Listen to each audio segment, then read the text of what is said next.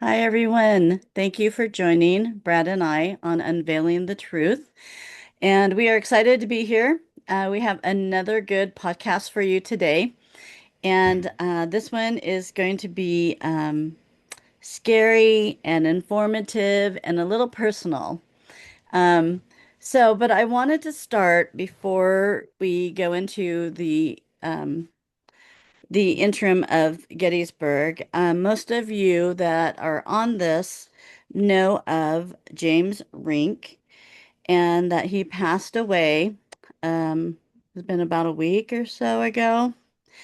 Time flies. And so I knew he was sick by just looking at him because I work in the medical field. And I was just actually talking to my twin saying that he has thyroid problems and he's looking jaundice. And with the weight that he lost, you could just tell that it had to be something with those two. It was just a given with how he looked. And if you know anything in the medical field, that's just a look when people get sick.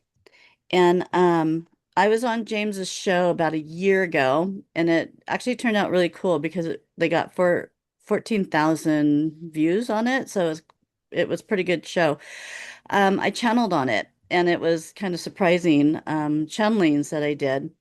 And I really learned about him. I actually did a channeling for him prior to the show. Um, and it was how him and I connected in the pre-life, how we knew each other, because we did know each other. Um, we knew of each other, put it that way. So that's something I right now don't want to put a show together for James to honor him. I want to wait because there's so many people that are doing this right now that I really want to wait and do it really right and to honor him because he's kind of a founder of the Super Soldier program, I feel. And I think he was a little guy, but he was strong. He was like had tenacity, man. And Yeah. even on his show, we would be talking to each other prior to the show, and then he'll go, "Quiet on set." And I go, "What? You want me to stop talking? Quiet on set." Hey, okay, James, It was so funny. Like, quiet on set. 9, 8, 7, and he just like was so professional. And I went, "Whoa, this is not casual. This is like the real deal." It's like And military leadership.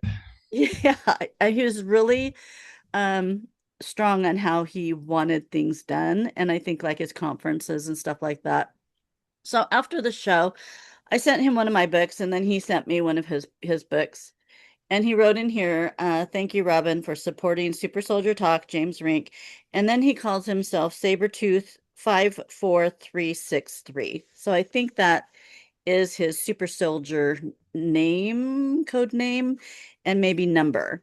Not quite sure, but that's how Hmm. he signed it. So in this, I wanted to just read a little bit for those that don't have this book. It's just a short prologue. It says, I am levitating at my computer desk, putting all the memories of my life experiences together on a floating holographic screen in front of me. I am very analytical in nature, and I think to put information together to be used to expand the creation of the universes. I begin to write my book. As the computer reads my thoughts, words begin to appear on the screen.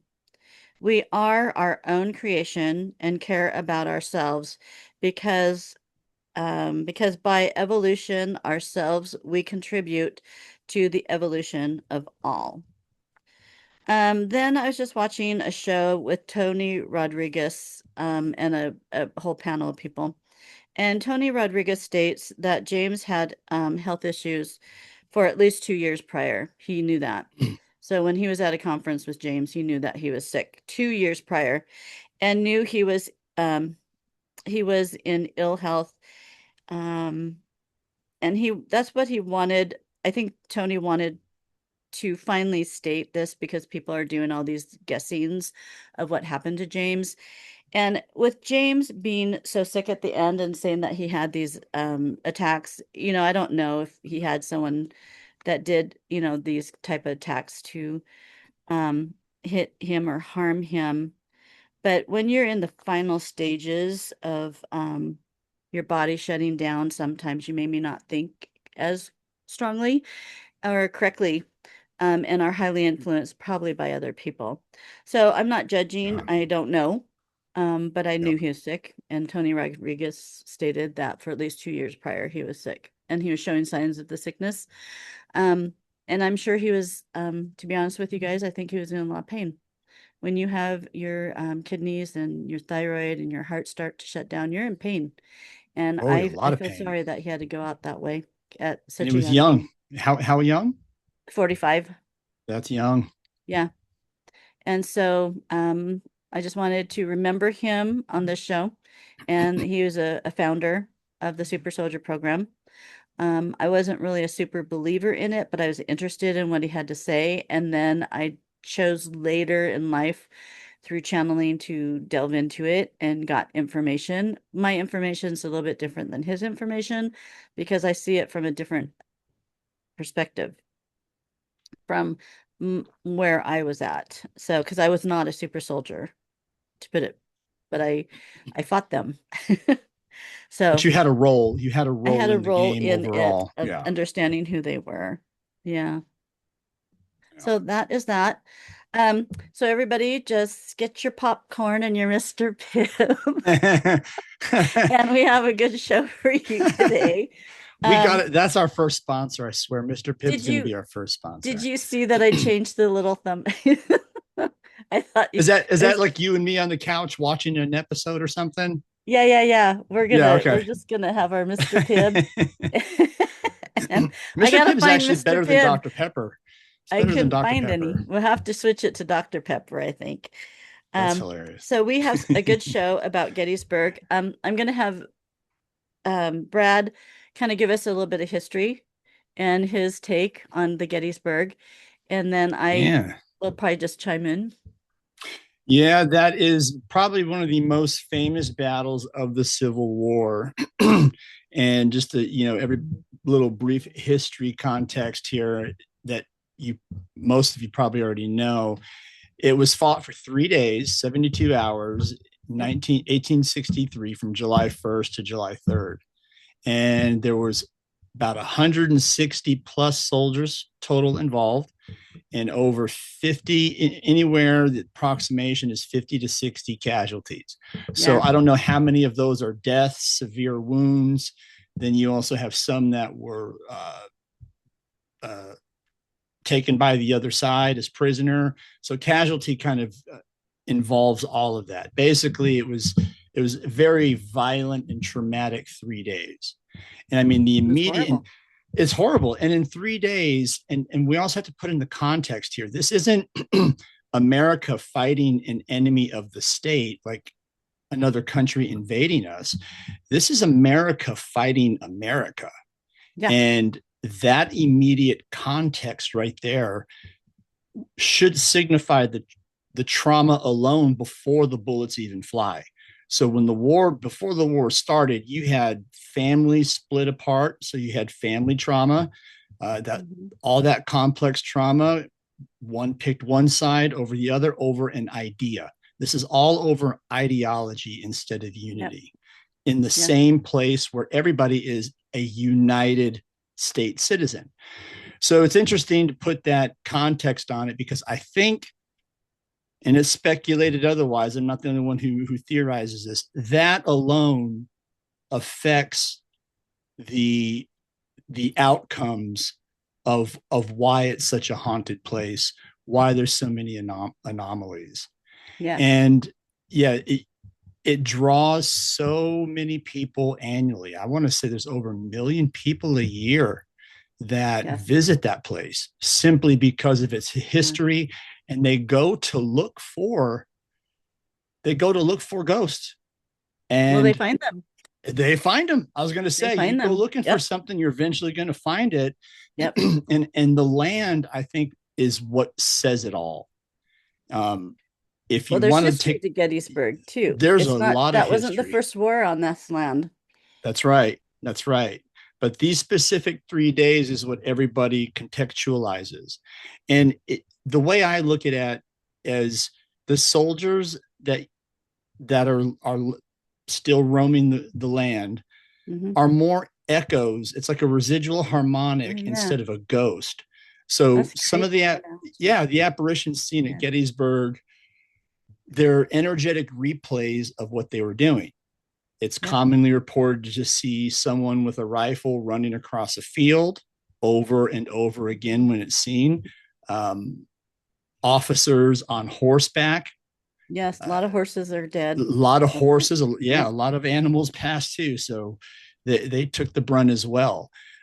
You see places in town where the soldiers were at makeshift hospitals die, and it's the same scene. So Yes. it's not like they're just Yep. running around looking for stuff to do. It's almost like an energetic replay because of Exactly. the frequency of that the tertiary, the physical land is a sponge that absorbs the resonance from what happens on it. And I think in places where there's massive death in a short span of time, and these are all people who died very quickly in mass amounts, um, Yes.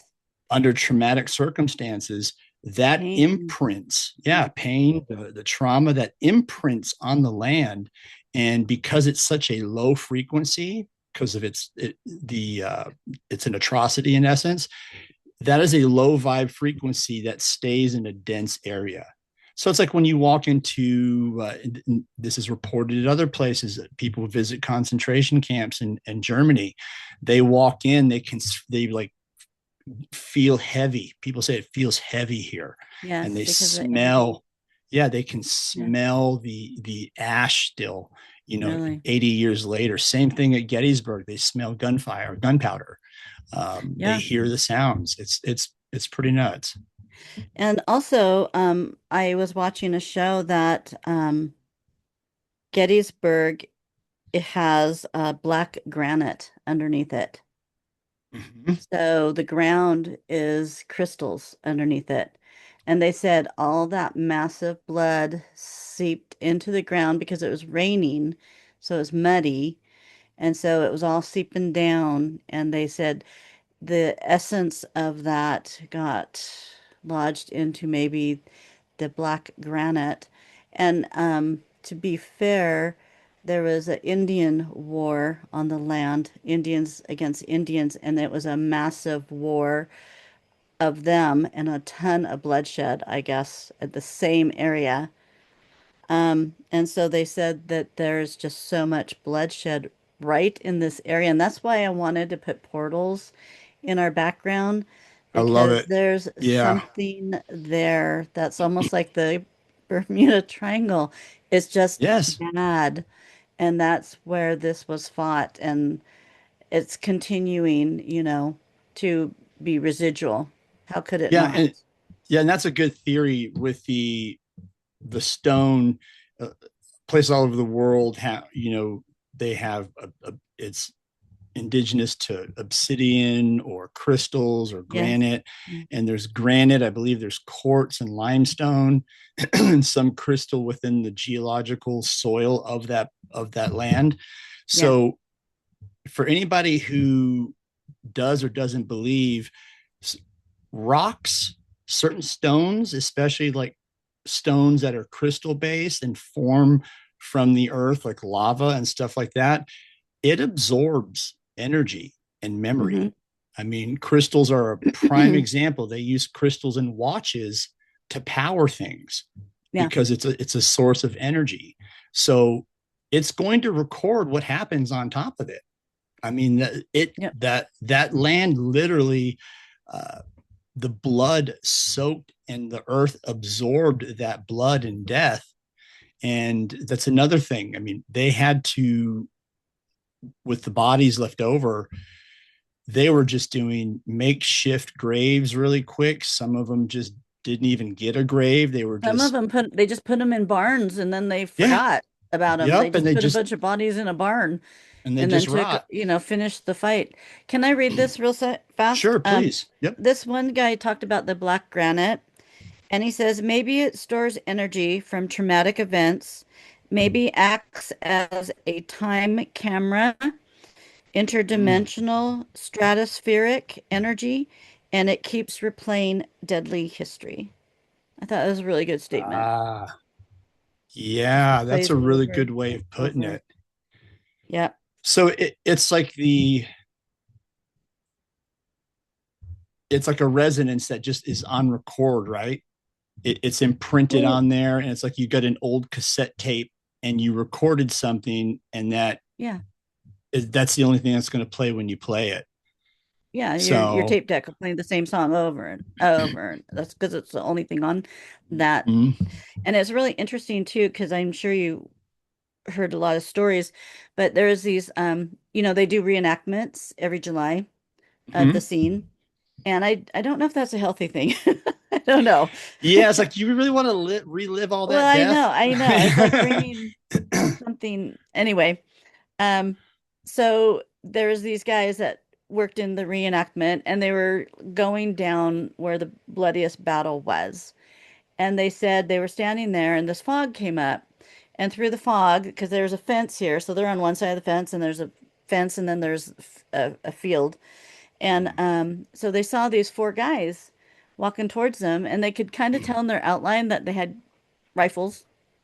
And one raised his rifle to them and they said the second guy, there's four of them, the second guy kept falling down. He'd fall down like he got shot. He'd fall down. Okay. And then all of a sudden he'd be back up and they'd fall down again and he'd So come back up. he's And reliving that, his yeah. death. Yeah. And so a couple of the guys go, these are ghosts. These are not actors. So we're running through the field and we're going to get up close to them, see what we can, talk to them or maybe or something to see if they Mm-hmm. know they're dead. And they said it was very interesting because the closer they got to them, they moved back in dimension. The closer they got, they moved back in dimension. So they could never get close to them. They stayed at the same dimensional. So they came close, they moved back. They got close, they moved back. But they said the same enactment came. The guy held up the rifle, the other guy fell down, popped back up, fell down. But to them, it from that distance, that vantage point, it looked real, like they were other actors, right? Yeah, they thought they were It other looked that actors real. in the clothes. They didn't take off their stuff. Oh, But then they said it was really weird that this other guy kept falling down and then he just reappear. They didn't see him get up. He just reappear and then fall back oh, down. geez. And then the other two guys just kept walking and none of them were looking at each other or talking. They just were going, forward. So it was just like this reenactment. And I thought it was very interesting that they couldn't get close to him because every time they got close, they moved back as far as they were prior. So they never So could get it's that shift.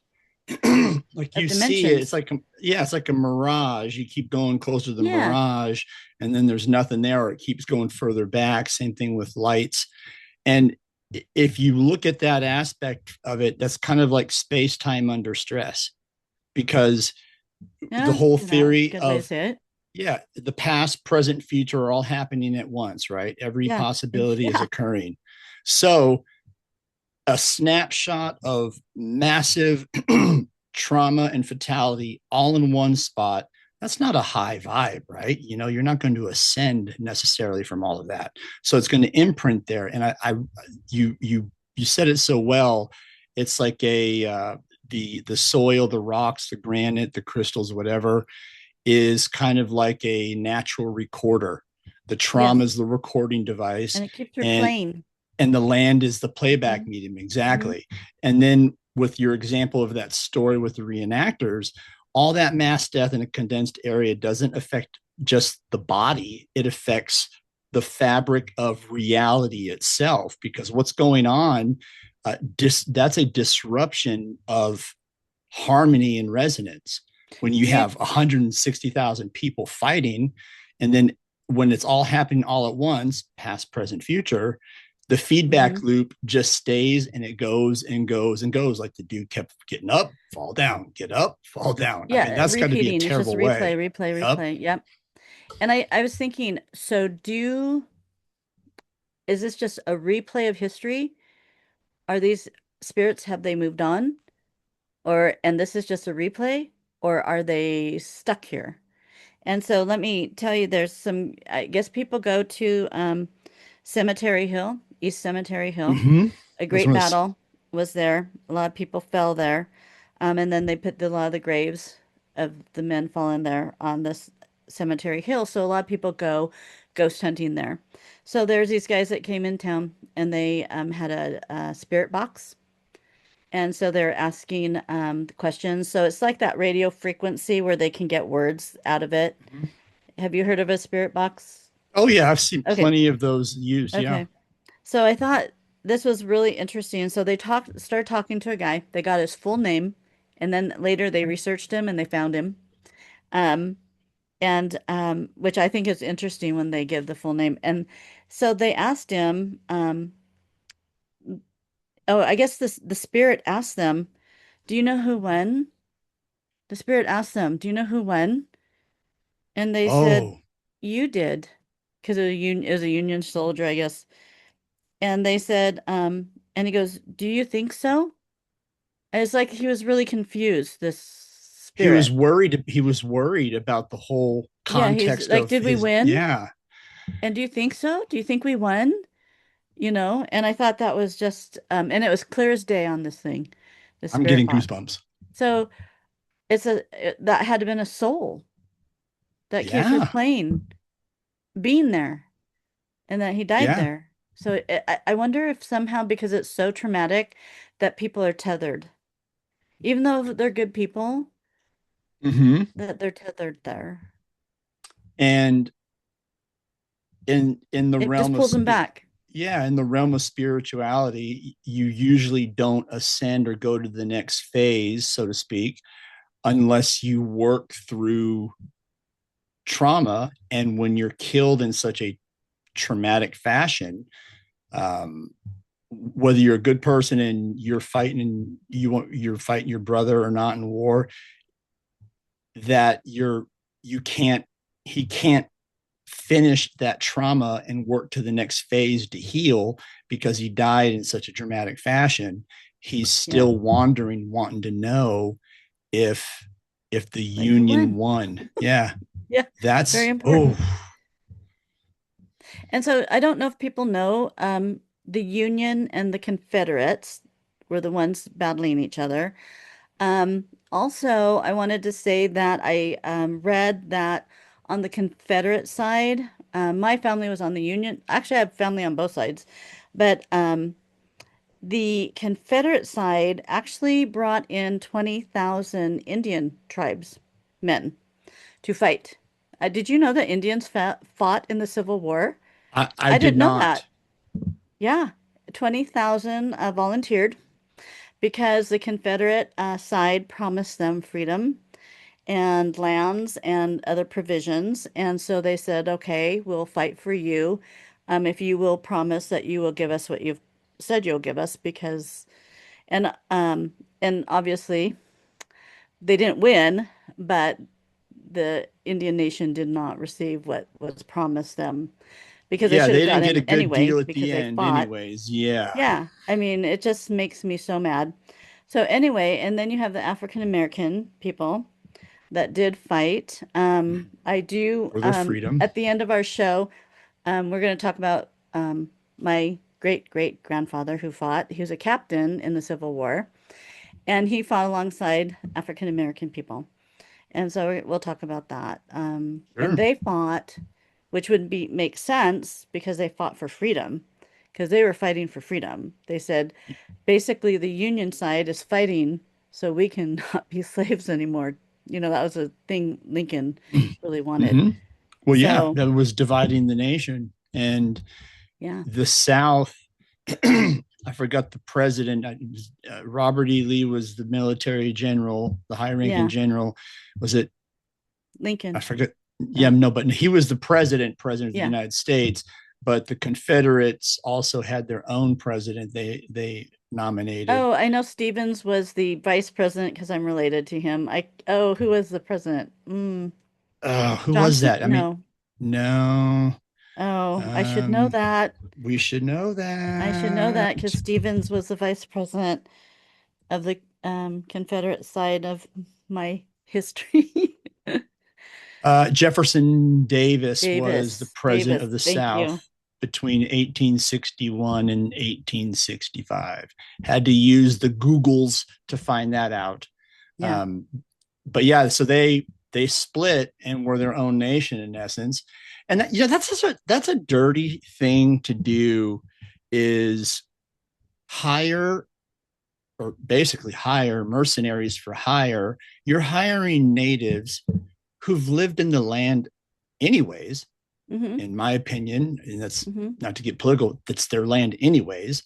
Of course. And you're going to hire them to sacrifice their lives to fight for your ideology of slavery and economics, and the for states' rights, etc., whatever you want to call it.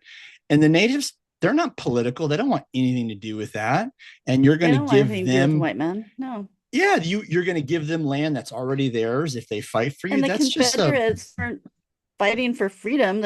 They still wanted slavery, yeah. you It know. was an it impacted their economical lifestyle.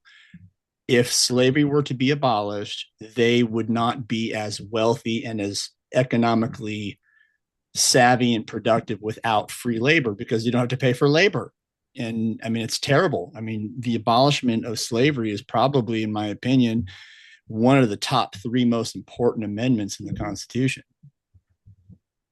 Well, and look at all the men that died on both sides.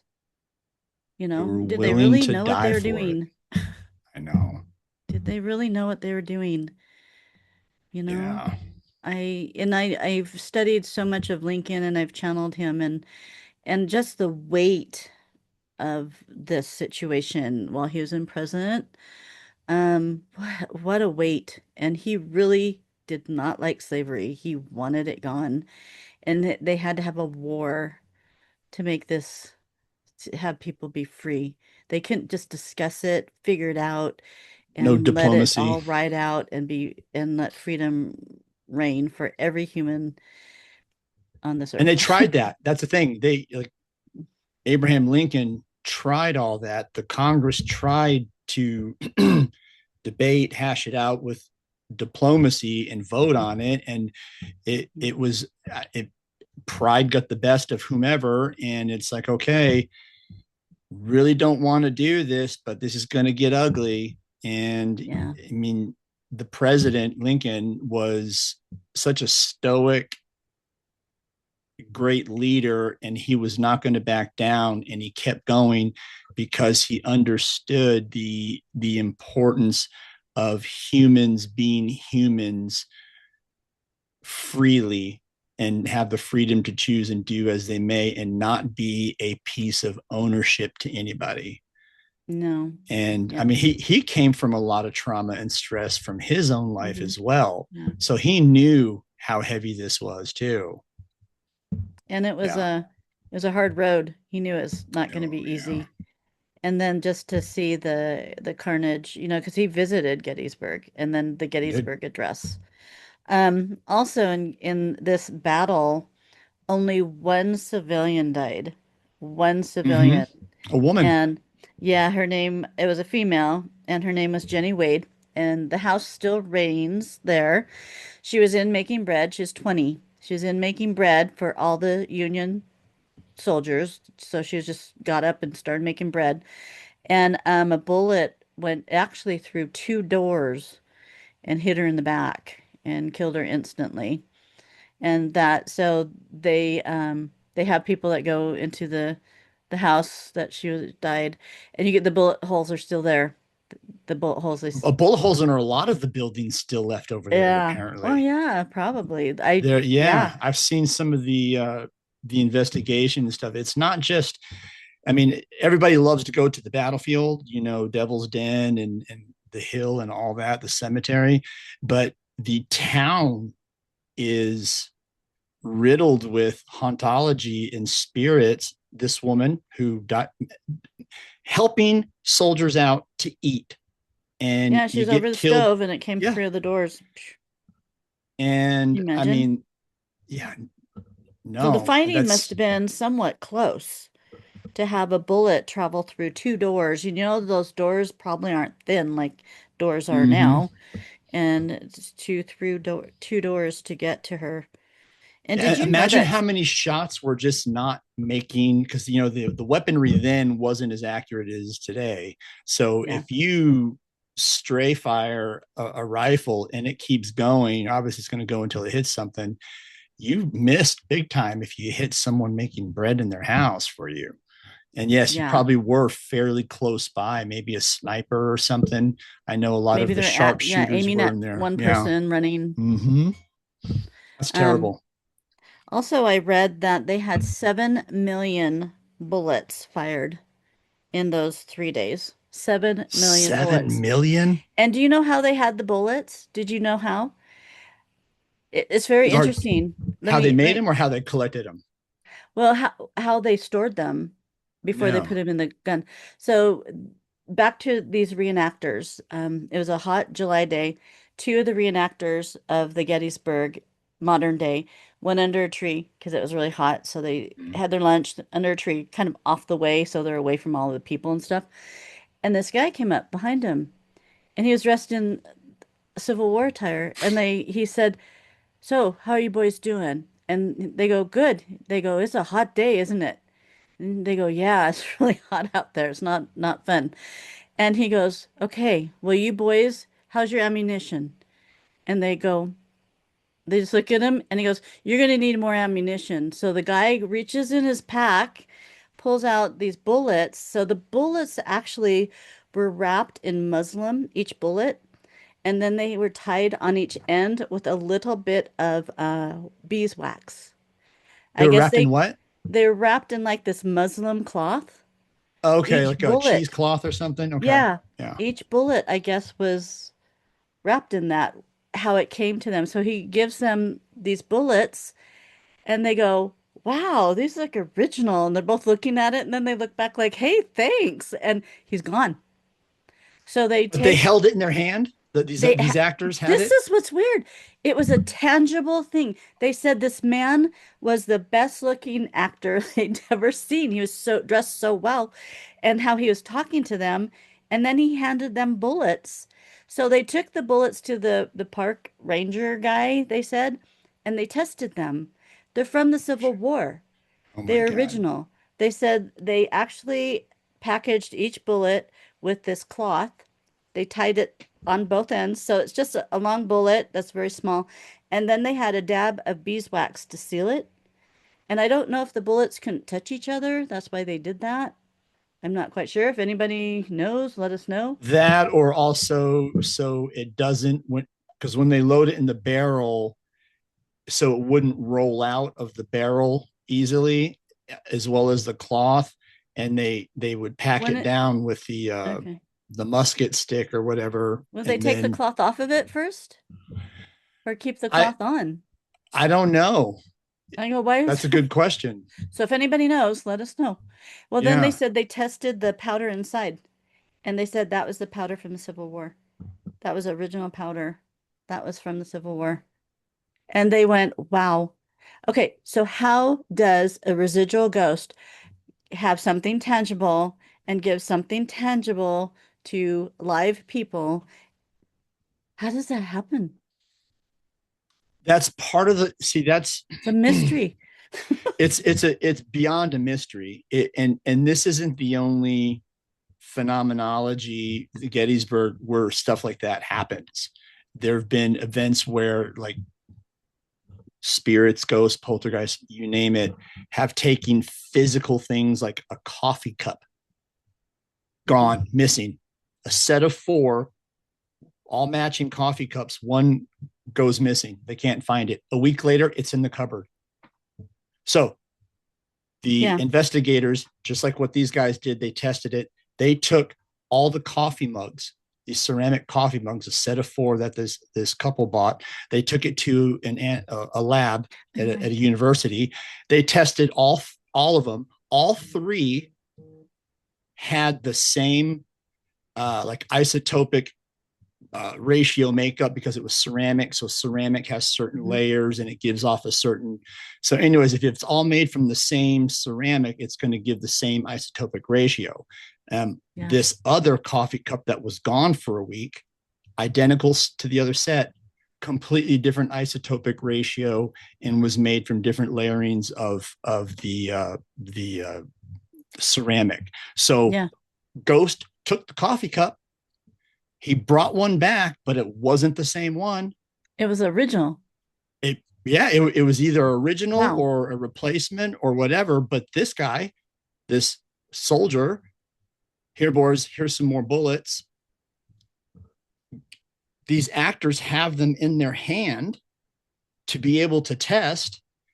So that just goes to show you the veil, the phenomenology. They do what they want when they pass through these veils, like a portal.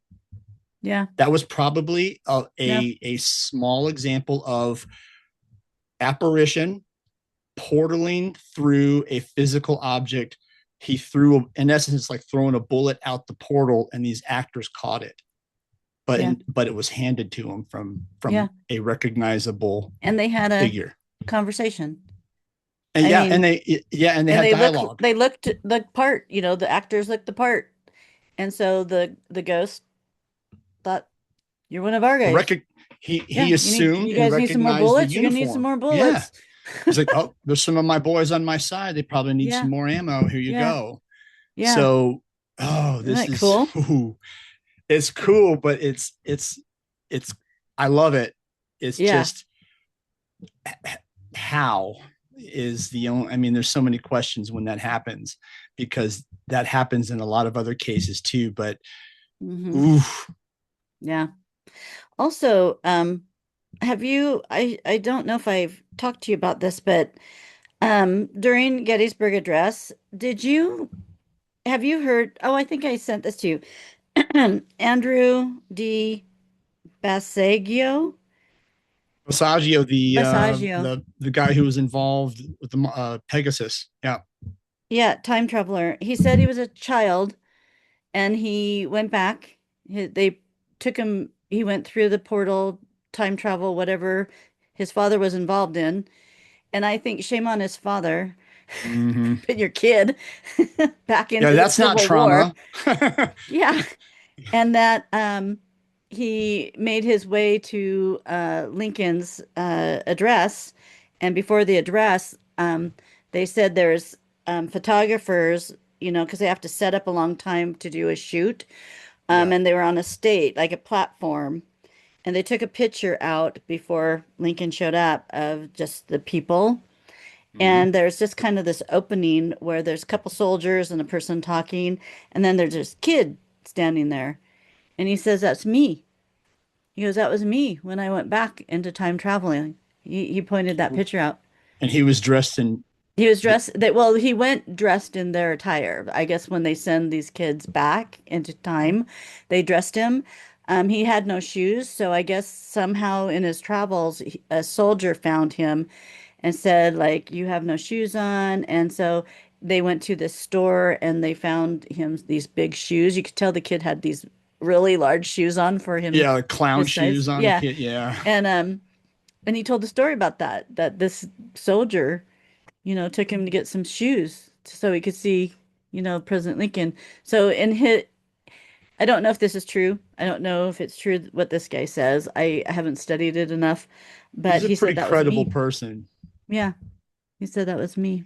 And So speaking of kids, that wasn't uncommon because a lot of kids were drummer boys when they went into battle. They played the drum. they said yes, they were as young as 8 went into battle. And not And of only course, they drummer were off boys, but limits. They were off limits, but we know that no, stray bullets. how do you Yeah, so there's another story I thought, can I tell another story? I thought this please. was a really good story. And then I don't know if we can show those videos I sent to you. Do you think we can play those or no? I can fast forward it to the timestamp where it's at. Yeah, I Okay, have them so up. this this was a residual hunting, and the story is that there's 3 friends that fought, and they had to cross this field because it's like a wheat field or high grass. And so one of the friends got shot. He died instantly. Another friend got shot, died instantly because these guys just walk towards the people are fighting. They don't go like, let's go around them, let's flank them, let's get behind them and bring them Yeah, out. They didn't do that. They just like walked right to them and see who survives. So then this one guy got shot in one leg, and then he got shot. The last friend got shot in the other leg. So he's down. And so he's dying. And so there's no more fighting because it was just them. And so he yells to the Confederate side. He goes, "So I'm dying. I can't walk, but can someone bring me some water before I die?" And so and there's just some wrestling. And then this guy comes out and gives him some water. And then he sees that he can't walk, but he sees that he should take him out of the field because there's going to be more fighting here and he's not mm-hmm. dead. So he drags him. And I guess this was common that they would drag the half living to the trees or by the river, just to get Out them of the out of the way way. so Yeah. they don't get trampled on. So they pull them out of the way and then they can die in peace. So he pulls them out of the way. And then the guy that was shot in both legs, bleeding profusely, gave him his watch. He said, here's my watch. Thank you. Take this. You didn't have to do this. So the guy took his watch and they said their goodbyes. And then the guy ended up living that had and one leg was amputated. The other one was okay. He said Survived. after the war, it took him a while, but he knew who this kid served under, because they must have talked a little bit about it. And so he went to see him and find him and thank him for pulling him out because he didn't die. And he goes, that was probably the kindest thing that anyone's ever done for me. So, So he was a Union soldier who got hit, yeah, his Union that got hit, and the and a Confederate Confederate young came out, man gave him water, pulled and him then off to the drug side him instead to of just safety. popping him in the head or something right there and finish him off. He Yeah, or just like yeah. give him water and then just walk away. But I guess they did that. I read that they did that a lot, that if they're wounded and almost dying, they would move him off the field and put him in the woods and then get him later It also, because that would impede if you had another battalion coming up soon to and you sweep have it. people, yeah, you sweep the land because you Yeah. don't want your soldiers tripping over anything, or the risk of a half dying soldier might have a pistol or a knife and try to take one of them out or something. But yeah, that Yeah. made sense. And that's a, of all the heartwarming stories that came out of war, that's that's a rare one. Yeah. Yeah. Wow. And it was nice because, then I'm sure all the people that were living, just the trauma. I mean, you know, men from war have trauma, and just this kind of war was just so fast and horrific and bloody. And then you just have people like dying, and you're just waiting to win your time. I guess you're gonna shoot as many people as you can before you get hit. And I think there Yep. was a place called Devil's Rock. Did you hear about that? Devil's Den. Devil's Den. Devil's Den. Yeah, Was it Devil's Den? It was like I believe it was this rock Devil's Den. formation, Mm-hmm. and all these guys kept getting killed in that area. A lot of death there. A lot of A death. lot of death there, and that's And rocks. that hugely The haunted, area. hugely Yep, haunted. Yep. it absorbs it, and I think the paranormal aspect of this, I don't even like the word paranormal anymore, really. It's phenomenological, really. And Yeah. these residual hauntings, it's like that, the emotion of it, because a lot of these men, sure, they signed up, I'm sorry, brother, I'm fighting for the South. I'm going to stay with the North. That split up families. Of course, that affected the parents. It family trauma right there before you even pull the trigger. And then you realize what you're getting into, and you realize the carnage over an idea. And I think when Mm-hmm. that situation, when they're in the rut, they're in the shit now. It's like, I Mm-hmm. can't a wallet because then I'll, that's a crime. They'll Yeah. be executed for that. Too late to do it now. So they realize that they're killing their friends. They probably see familiar faces on the battlefield and family, Hmm. and they're killing them. And it's like you said, it's Yeah. like, what am I doing? Why am I doing this? But in that moment, so many things are running through your head, like most soldiers in combat come Survival. back experience. Yeah, exactly. Yeah. So it's like an emotional echo where that battle energy, again, back to the quantum thing, that emotional echo, that energy is trapped in that space time. And Hmm. it is a back to your example, a sound and a visual replay phenomena Hmm. that stays Yeah. there. And these spirits they're not just dumb ghosts walking through walls, they're intelligent. I mean, like that one guy who actually came up to those actors and gave them ammo. I mean, Yeah. Had a that's an conversation with them. yeah, that is an intelligent life. I Residual guess haunting. Yeah. non-human intelligence because he's dead, but it's an intelligent non-human life form ghost apparition who's actually logically coming and trying to help his quote fellow soldiers on his side. Yeah. Yeah. So, and they're responding to questions. They have conversations, Yeah. um, and the story you told about the Union soldier on the voice box. Did we Yeah. win? Are you sure D- we won? yeah. Are you So sure? Yeah. yeah, it's like they're stuck there with some unfinished business, and they want to be sure that they won and that it was worth it. Do So you there's do you so think much. all war that have platoons and, you know, you hear about the strong camaraderie of people that fight together because they all have to watch each other's back and trust, who's fighting with them.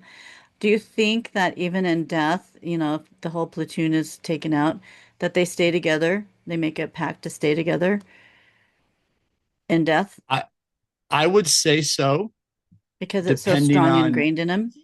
yes, because that those stories of that what you're talking about, there's a lot of examples from the Vietnam War that represent that exact theory that you asked. Mm, So I okay. would say so because they trained together. It's like we're fighting on the same side. I got your six, you got my back. Um, when you're in combat with a team of men, there's a bond of camaraderie and brotherhood that instantly builds. And Yeah. you're like when they some of them who survive, they have survivor's guilt Hmm. because some of Hmm. their team members Yeah. died and didn't get to make it home, and they did. Yeah.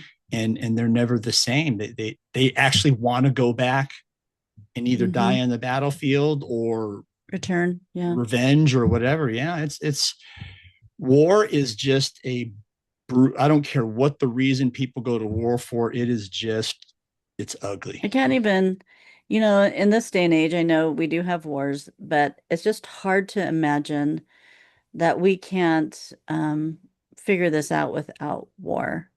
And look at the Middle East is it's just horrific. And that land over there has Mhm. so much blood on it. I mean, it's Oh, it's probably soiled with it even worse than this Gettysburg. Ours since Gettysburg biblical was just times. 3 days Yeah, of a massacre. Really, Gettysburg was a massacre. yeah. Um, to me. And the earth feels this pain.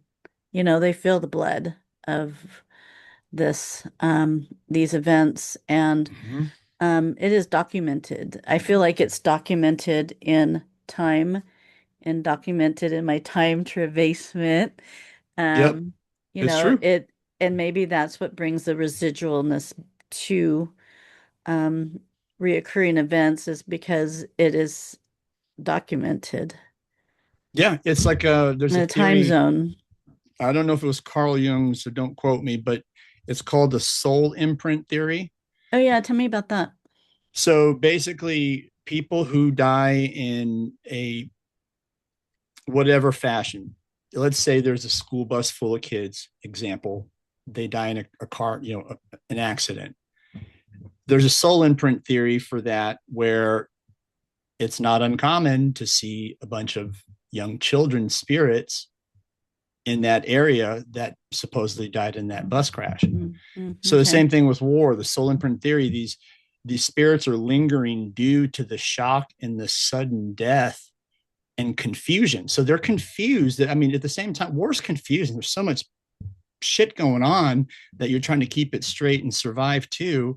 That sudden death when you die, it's not like you were you knew the bullet was going to hit you. You kind of just the bullet hits you and all that adrenaline and stuff locks in, and you're in that traumatic stage when you finally your physicality deceases, but your soul remembers that. So it's Hmm. imprinted, and Just even like it's mediums, like we yeah, said, it's mediums, tethered. yeah, yeah, Yeah. And mediums and so, psychics report that soldiers are mhm, they don't even know they're dead. The yeah. spirits. And I can't think because I would think that they would still have the residual haunting the same time they died or the same, over and over and over, just like those men that saw those four soldiers Mm-hmm. coming. And it just happened over and over and over. They couldn't get to them. And so that was a time. And also, we can watch some of the videos, that people drive down a road and they see the soldiers and they Mm-hmm. see, and I noticed that there was these lights, like orbs prior to them visualizing that. And a guy said, because I thought it was orbs, but he says it's their lanterns because they're at night. They had their Right. lanterns, so you'll see the light before you see the ghost. So, yeah, if you can, do you think we can watch any of those? Yeah, I don't care. They Yeah, were let's, so let's cool. do it. Let's see here. And some people will go and just set up a camera because they know that these are going to happen every night at the same Mm-hmm. time. And you will see, like one, you can just see the soldiers keep crossing the road. Just like keep crossing. It's like, So one of them that you sent was this one. It's fairly short. I'm yeah, going to most mute of the them are sound. short. Oh, commercial, great.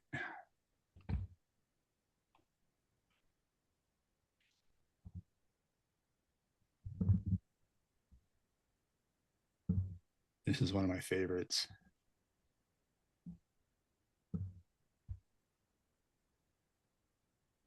There's obviously some cannons there. So there And he is. then you guys, while he's There he doing is. that, go There he ahead. is. We can't see it. Oh, am I not sharing? No, you're not sharing. Oh, I'm so sorry. That's I thought, okay. no, no, no, no. Apologies. Let's Okay, so back everybody up. watch by the cannon, the second cannon, right? Right. So these people are just going down. There he is. Oh, yeah, he walks. Oh, it's the first Oh, cannon. He goes from the first cannon. in between. Yeah. So that was pretty good. Back up just a little bit more, if you don't mind. Okay, there we go. So And watch they the move cannons. fast. Oh, he's walking. Oh, oh, well, there's two of them. That's what I thought. Oh, There I were didn't two of see them. that. Yeah. And like another one that's kind of poking, he was poking Yeah, his head yeah, right that one's there. there and that one comes up behind. Okay. So there are like three. Oh, maybe. Can you go back one more time just for fun? Because you see one kind of like come out of the wood. See in the back. Yeah, There's one's one. behind there. Then this one. Two, three. You're right. Yep. There's three of them. Yeah, he poking his head by Yep. the wheel. Uh-huh. Yep. Like he's hiding. Whoo. Yeah. That That's was good footage. That's good yeah. footage. And And then then there was a story while you're looking for the next. Do you have the next one? Oh, the this one road. I thought was amazing. Then I'm going to tell you a Yes. story about people that s stayed in the road, older couple, and they had the armies walk right by their car. I think it's it. You said, is it like at 15 minutes? This one might be, let's see. So Oh, this guy ancestral. just Okay. sets up his camera. So look at the end of the road, and you're going to start seeing soldiers walking through. See, I see there's a the light lantern. to the Yep. left. That's what I noticed is right before the hauntings, there's lights that come out. There's another one. See, there's another light, and they think that that's their lanterns. So It makes sense. see how high the grass is that they're going through? Okay, here's one coming out, I think. There you There go. he One's is. crossing. Okay, there's one crossing. You're gonna see some more. Another one. Yep, here comes another one. See the lights again? Another one. Yep. That's three. Four. Is it, do you think it's the same one or four different I individual think they're soldiers? true. I think they're going through. They're walking through.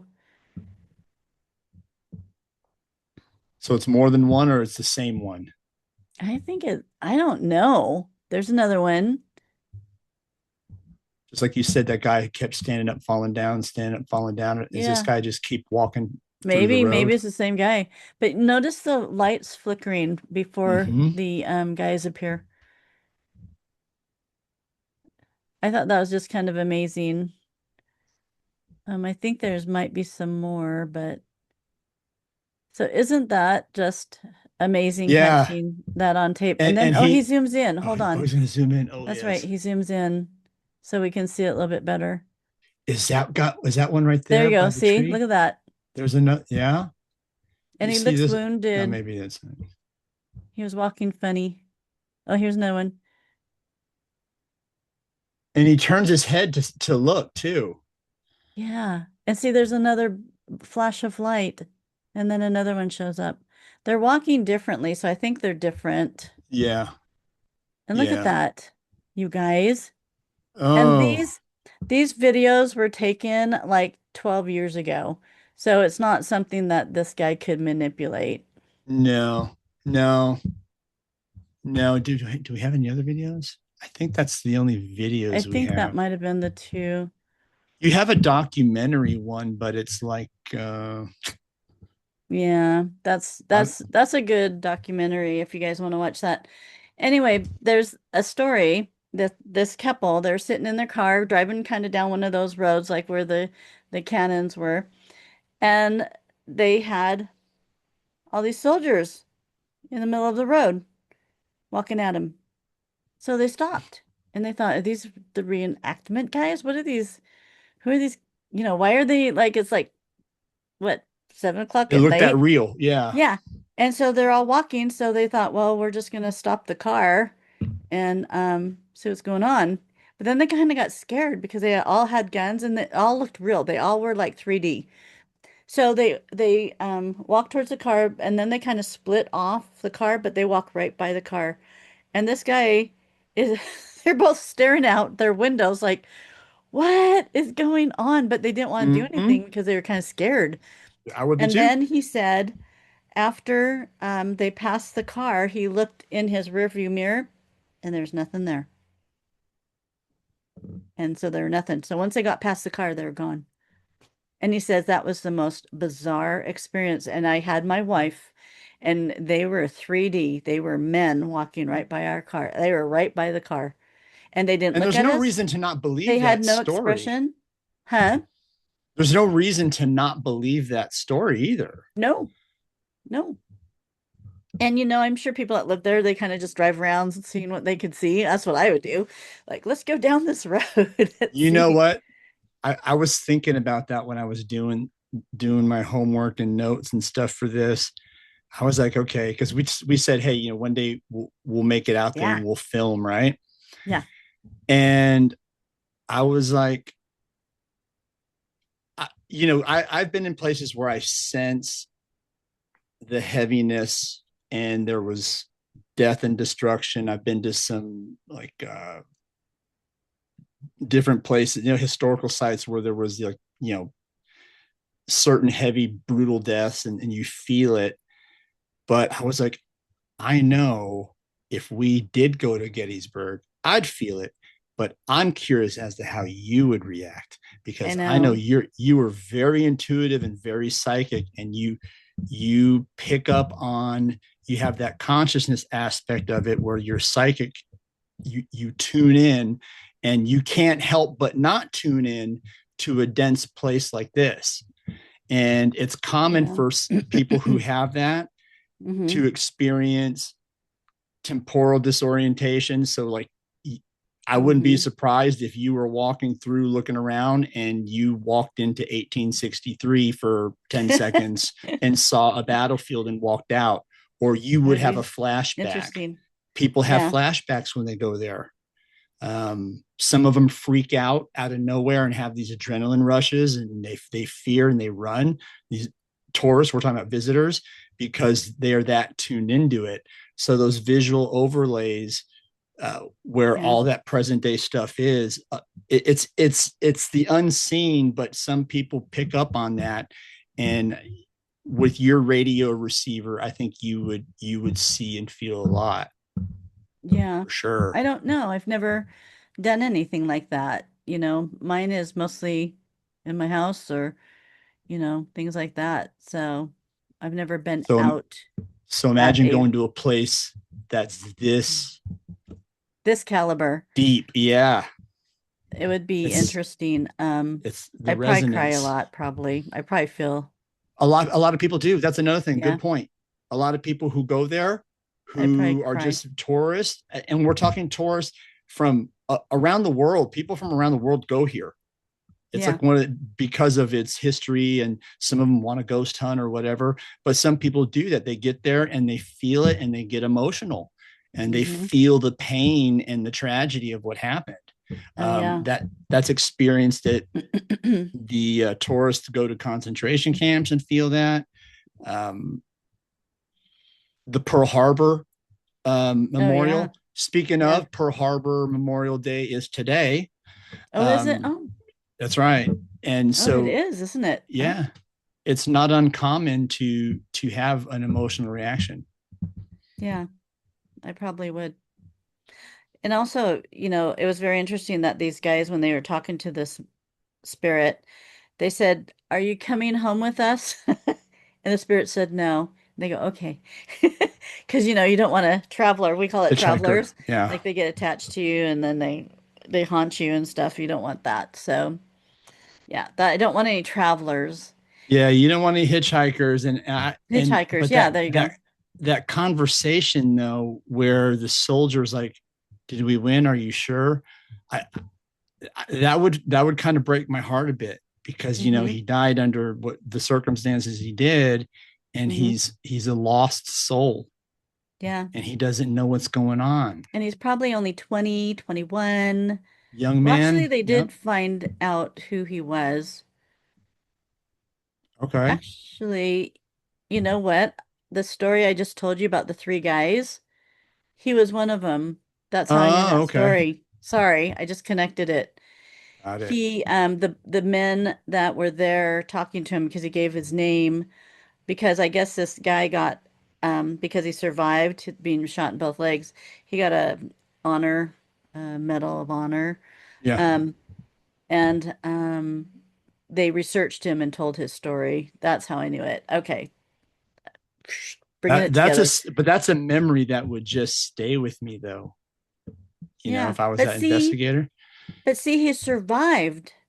Okay, so this guy Oh, that's right. He did, but survived, but he's back there and he doesn't know what's going on so he because he survived. had So to that have means he known. he would have known when the war was over who won. Yeah.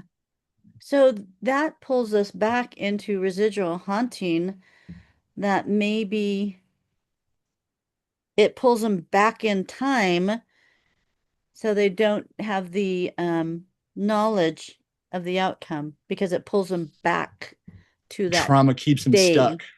to that, Yeah. because he actually didn't die, but he might have been in the cemetery because of his friends. I'm trying to remember the story. Sorry, guys. I was watching so much on this because it's Oh yeah, such, me too. Yeah, I was just like, I I was love this. I love Gettysburg this stuff. junkie, and I was just started getting into other stuff. Yeah. Gettysburg College or University is another hot spot. for Hmm. a lot of sightings. Okay. That college was actually used as a makeshift hospital or admin bill. I'm not Oh, sure during the war. And there were a yes. couple of professors or Yes. administrators, and they took the elevator down to one of the lower floors, and they were both there. And the door opened, and they saw like the battlefield and people dead, and you know the sound of gunfire and you could Wow. even like feel the vibration from the cannons and stuff. Yeah. And then the Wow. elevator door closed and reopened, and then they were at the floor they were supposed to go to. Wow. What an And experience. they They both got said trapped they in that. saw the same Wow. thing. So they both can vouch for it. They were there. And these are college administrators or Professors. Yeah. educators. So they're Yeah. not people who are just going to make some shit up. But it's in Gettysburg. That whole city or town is like that. Yeah. So there's a house that I forgot to tell you the story. There's a house, and they did take the very wounded to this house to probably die. But there was a doctor there that's trying to, you know, help them. So this man, the house was all cleaned out, and they're going to use it as a museum. So he's standing in the front room, and he looks down, and there's this liquid on the floor, and it has like it's like dots. It's like a streak in dots. And he goes, "What the heck?" And he looks up to see if it's coming from the ceiling above, like rust or something, dripping down like Mm-hmm. water. He goes, "Man, we got a broken pipe or something." And there's nothing. So he looks down and he goes, "What is that?" So he started wiping it up with a cloth.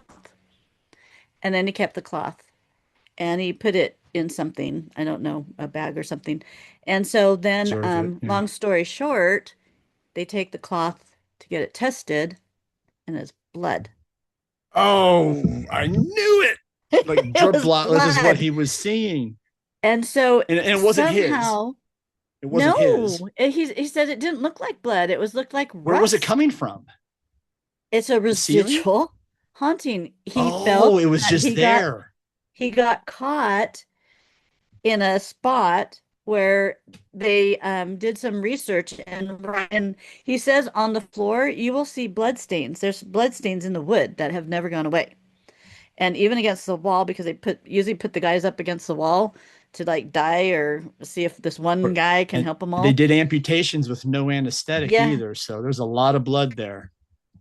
And so they said right where this spot was, there was a diary, and it was a younger boy, like a teenager boy, and he was bleeding profusely. He wasn't going to make it, and so they're feeling that that was where he ended up dying, bled to death, and yeah, he So shows it the spots manifested around physically there. the Oh, floor that the house still carries the blood stains of this, that. but this was But this liquid was a blood. residual blood.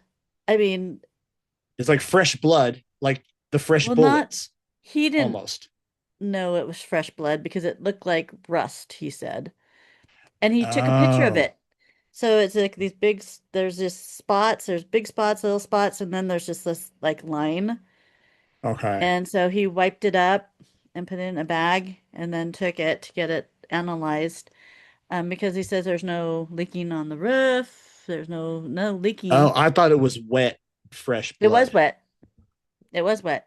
That's what I'm saying. It's Yeah, it was physical like liquid. blood. Yeah. So fresh physical in the form of liquid, same thing. Hmm. That manifested in that spot where Yeah. this guy died from bleeding to death because he was in a makeshift hospital Yep. and there's a lot of blood everywhere. And that's another example of just like the guy who gave those actors fresh bullets, a Yeah. physical solid object and a Physical. physical liquid object manifested in the spot where the trauma was. It's that imprint theory. It's like it's stuck there and it's so dense, and that's probably where So you would get a lot of the data from too. Wow. what people have to realize is there's different dimensions of this Yeah. earth. Yep. You have Completely. to realize we're not the only people in this whole universe. We're not the only species in this whole universe, and there's dimensions to this universe. And I just watched Dave Pilates for the 411 guy, Sasquatch, Man, Myth, or Monster. And Mm-hmm. they actually, Was people it are good? seeing the portals open. They went to Skinwalker Walker Ranch and they saw the portal open and a Oh, Sasquatch walked out. They actually had on this thing where a portal came up from the ground and this thing crawls out of it and then stands up and it's a Sasquatch and then it walks out. So, because we have cameras and stuff now, and they actually, I'm changing the subject just for a second. it's all Um, right. they decided to put David Pilates and this guy put double stick tape around a tree, and then they put bacon grease. So whatever had to reach up and get the bacon grease, and it had to lean against the tree, against the tape, because they wanted just not the hair, they wanted the hair follicle. So it's, when you pull a hair out, it has that little round thing and then the hair bulb. They The wanted it plug. all to test that Yeah. DNA. They wanted the full thing. So they got it several times. So interesting. Oh, I think I wrote it down I got to that watch this. yeah, you guys got to watch it because it's super cool. Um, oh, I don't have, oh, here it is. So I had to write this down for you guys because I'm so excited. So the hair sample that they sent in is mitochondrial DNA. It was human, female, 12,000 years ago, Middle Eastern. Middle Eastern. Then there's the other half of the hair. So that's the mitochondrial. And then the other part was unknown, human. They could, it was nothing, there's nothing they could compare half of it to. Um, so the male side, and they're finding this, that the female side of the DNA, they're bringing back to the Middle East. The male side, they has unknown origins. And the hair, they showed the hair sample. You have to watch it, the hair sample. And I was a hairdresser, so I know about the hair. And so our Mm-hmm. hair has layers, but it's really tight. It's really Mm-hmm. tight, slick. But the Sasquatch hair that they got was the same type of look of the layers, but more open. It was more loose. It was thicker, of course, but it was looser layers. Like an And orangutan. Their hair's like that. is it so that yeah Yeah. that so it's not as smooth or slick, but some Sasquatches you see their hair looks shiny. But anyway, I thought that was Because like they put product in it. hair shine. Shh. They're trying to blend in. They Oh, you're put so some funny. they put some pomade in theirs. That's why it looks so No, damn good. no. But he brings up a lot of good information because David Pilates, he was a policeman. Everything has to be proven. Everything has to be proven. So everything Very that good he brings to the investigator. table is Mm-hmm. fact.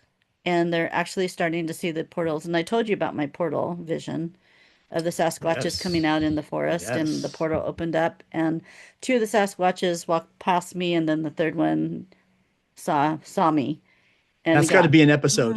mad. What are you doing here? I We got to don't do an know. episode just on Sasquatch alone because that one can go deep and it can go from different We angles and have to do a perspectives. Sasquatch. Yeah, there's a You know lot me. there. And not just the myth and folklore of Bigfoot. We're talking digging into the rabbit hole of what they are, who they are, where they're from, their purpose, etc. We can, yeah, and that's And the Indians lived with them, and mm-hmm. the Indians call them a tribe. They're a tribe of people. They're a tribe of people. And so they're not a creature, they're not a monster, they're just another tribe, they said, that's living on this earth. And I can't remember what Indian nation said this, but they said they came down from a star. A star brought them down, which would be like a ship, and dropped them off. Probably the Hopis. No, they didn't say the The Hopi. Hopis It was a reference tribe star that I didn't people. recognize the name, but it might have been around that. But the Hopis are the blue star. Their prophecy Yes. is the blue star. And the thing is So with the natives, that's an interesting point. They called them a tribe and they accepted them as a tribe because they respected and coexisted with them and didn't mess with them. no. We mess with them. And that's where people get Exactly. in trouble because they want Yes. a film or they want proof or Or they want to um hunt one. Yeah. yeah, but they said that no, they respect them and they say if you hear the knocking or if you have stones thrown at you, you turn around and they're telling you to get out. That they're here, you get out.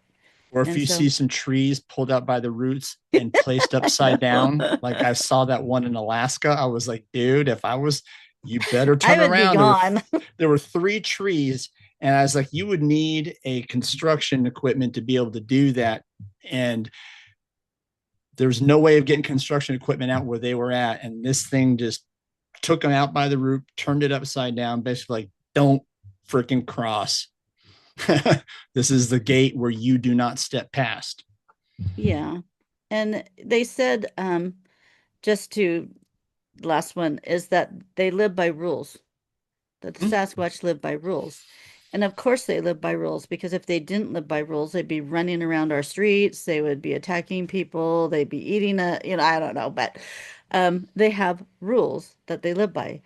And so it's just like man should be living by certain God laws. Sasquatch lives by laws, and that's why we don't, it's so hard for us to see them because they have rules, you know? And Yeah, they so, have a code and they stick and to they're it for and they survival. honor that. Yeah. Yeah. So And we used to, I say humans probably at one time lived like that, but we evolved into, well, look at the topic we're talking about today. We yeah, evolved into killing our brothers and sisters I know. over an idea in the same country. In the I same know. country. It's not like we're fighting an enemy from outside somewhere that's invading. That's trying to take over us. Yeah. Yeah, we're fighting in the same fence. And why? I mean, I just don't get it. I guess reading, and we're going to go through this, is I have my great great great grandfather's journal of he Mm. was a captain in the Civil War. And so reading his journal, um, now the journal that I have, I thought it was original. It's not the original. My great great grandmother wrote, hand wrote a copy of his journal for us a long time ago. In fact, it's so old that it's falling apart. That's That's the history. that's the front cover and the What back you're cover. holding is history, and that should be preserved as best as you can. Well, and it is the original, his original journal is in Pennsylvania in a museum. Okay. So one day when I get back there, I'd like to find it and see if they'll let me read it because she was very protective of her father. She was a very protective. So she didn't write things about war in here. I'm going, where's all the stuff about the war? She took that out and she took out a lot of his opinions on um he even though he was on the Union side, I just want you to know that she left one page in here of how he felt about black people. And this was a common thought back then. We have no idea what the African American people have gone through. We have no idea. No. And now that I read the mindset of this man, it's horrific of how he thought about black people. They weren't even a human in his mind. Even though he was a And Union soldier or Union even though he's in officer. union, he's fighting for their freedom, but he will not sleep next to one. He will not stand next to one, and they're fighting at the same regime. And I'm just going, who are you people? And I think if we went back in time, our mouths would just drop open. How horrible Well, people that treated happened. Look other at people. it wasn't until fairly recently segregation happened with Kennedy as president. It took a long time just to get to that Yeah, yeah. desegregation. And because, well, look at, and I'm a white person, but I'm white and Panamanian, so I'm not full. None of us are fully white, put it that way, No, people. But our government, our policies have not treated many types of people fairly. from indigenous tribes to African Americans to even the Chinese were treated horrible when they came into this land. Yep. And why do we think that we were so much better or in control? I mean, we dominated, and I say we because I guess I'm white. But I just, Well, the white man dominated because they used and manipulated them for economic gain. That's yes, basically what they did. Like, for example, the natives, to the point you made earlier about the story, I didn't know natives fought in the Civil War. they And said 20,000 volunteered. They volunteered. that, no, 20, let me rephrase, 20,000 were gaslit by the Yeah, true. Confederacy to fight. Hey, Yeah, you want to stay on the land and call it your land that you've stayed on for the we'll last give it to 1,000 you. years before We'll give you we were more. here? Yeah, We'll yeah, let you keep it if you fight for us. That's gaslighting. That's a yeah. terrible thing to do to anybody, let And alone they, a yeah, people, a tribe of people. and they didn't, I'm sure the Indian regime did not understand they're fighting to keep slavery. They didn't know that. They just wanted freedom. They just want to be left alone. You just, okay, we'll fight for you. We're warriors. And let me tell you, if I was going to be on the battlefield, I will follow the Indian. I'm sure he knows how to fight and survive. And I would be totally with him. You tell me what to do, man, and I'm going to follow you, Mm-hmm. Yeah. because you're the Give me a warrior. horse. Give me a horse and I'll go, Yeah. Yeah. because they know the land better. And that also goes to show you everybody in this war had a principal agenda point that meant something to them that they thought was worth fighting for. Now, had the natives, for example, just thought experiment here, if the natives fully understood the agenda of the Confederacy and they fully understood, okay, you're going to give me land that's already mine, but you want me to help you fight so you can keep slaves. Hmm. Who's to say you may make us slaves one day? Because some of them weren't, there was enslavement with some native tribes. So Yeah. I'd be like, Yeah. yeah, no, screw off. Yeah. Because this is Yeah, your war. It's not our war. But exactly. they chose to fight because they thought they would have more freedom, I believe. At least that's what I read. I could be wrong. If anybody, we knows exactly history, just We have write some it down in the historians comments. I've just given you what I've read. And just so sharing I'm our not a homework with you. scholar. Yeah, Do yeah. you have any things that you want to show? I didn't, because I thought you had quite a bit. I didn't know if you wanted to show the stuff from um, Do you want to the do what do you want to do the the, photos that your cousins wanted to yeah, see. yeah. Okay. So I think my cousins are on here, are going to be on here. They we have, so I was adopted, and so I did my family tree, and my mom did her family tree. We're very much into genealogy. And so when my grandma passed away, she handed all this Civil War stuff to my mom. When my mom passed away, she handed it down to me. And then I felt, since, I'm, getting up there in age, I felt that this is not mine. This is my cousin's. This is their history. So, this booklet that I have, I think I might send to him too. I'm going to make copies of it, but I want to send it to him because this is his, not mine.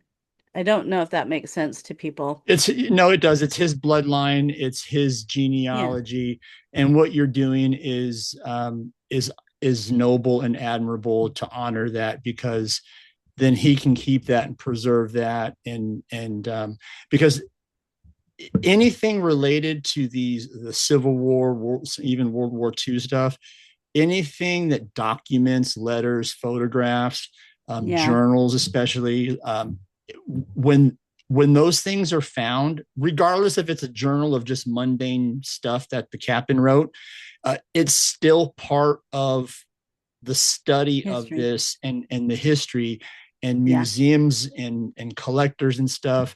Yeah. There's a whole niche where they just try to get as much as they can to preserve it. Yes. So it's history, and you're keeping it within the family history, literally. Yeah. So no, that's I completely understand and respect that. And some of the pictures that we had, like this one, it was a copy, obviously badly damaged. But this is William Armstrong Coulter. He became a captain in the Civil War, serving in 63. I heard he served for 3 years in a regime. He was in, oh, let's see, Company E, I think the first division of Company E. And so let me read you just a few pages out of his journal. It's just kind of basic stuff. It doesn't, he they didn't put anything about the war and the fighting. I don't know if he saw a lot of fighting. It seems like they were walking around a lot, or my great grandmother took the the carnage of the fighting out because she didn't Yeah. want us to read it. But let me read this. This is Sunday, January 4th, 19, or excuse me, 1863. He writes, did not move camp. I took some kind of rheumatic catch in my hip. So he must have a bad hip. Could scarcely move all day. Late in the evening, we were called upon for a detail of 21 men with 5 days' rations for scout. Lieutenant Marshall with it. So January 5th, sent out a heavy forage detail. This division was reviewed today by, oh, I don't know what this says, maybe Lieutenant Schofield and Huron, but not a very great amount of style put on. So they write really different. So like it's like decoding what he means. Yeah, plus he's writing in a field manual, so he's not Yeah. it's not going to be perfect eloquent Yeah. grammar. It's notes. So January 6th, marched eastward 12 miles and camped on a branch of the White River.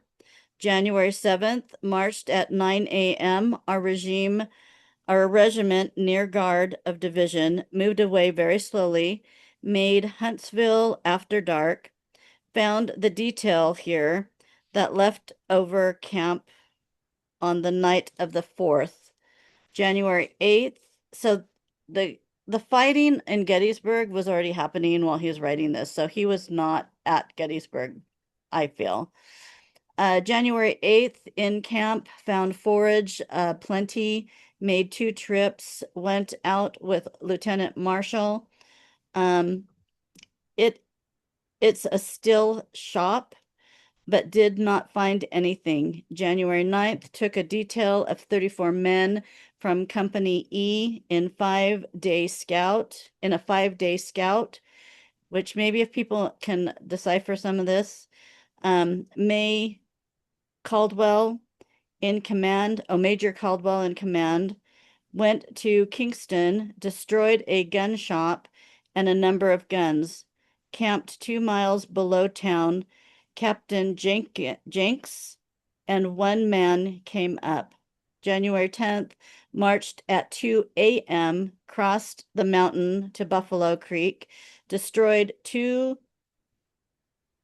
something of salt something works and captured 39 prisoners. The works destroyed the works destroyed could not be replaced with $100. Recrossed the mountains to last night's camp at by 9 a.m. The 11th went again before daylight with 3 men to catch the captain, but he had been taken yesterday. He had been taken yesterday, so he must have been captured. Returned to Huntsville and found that our division had marched to another place 31 miles east. Um, Let me talk about this. It's like, so then like March 12th, marched this morning and before noon came up with the rear of division, passed it and part of a train, came into town at 8 p.m., turned over the prisoners and horses, and got to camp almost as soon as the regiment. Let's see. I was trying to find, I don't even know if I want to read it, what he wrote about. Um, Yeah, probably shouldn't Yeah, then. no. But it kind of just goes like that, where he writes every day a little bit. Like our company commenced crossing the river at 5 this AM. So somehow they were kind of on the outskirts, kind of taking care of business, I think, because they got prisoners and they were taking out certain things. And they He's always talked logging about everything down, basically. forage Yeah. of getting fed. They had a hard time getting fed a lot of times because the trains couldn't come in to give them food, and the trains would drop off the food at a storehouse that was already existing, and then they'd have to go and try to get their food if the other people were. Unless it So, got raided and stolen yeah, or destroyed by the enemy. I mean, yeah.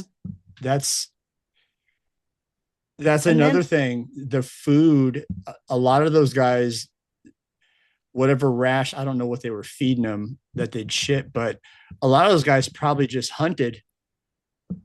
you're hunted. probably right if they're hungry.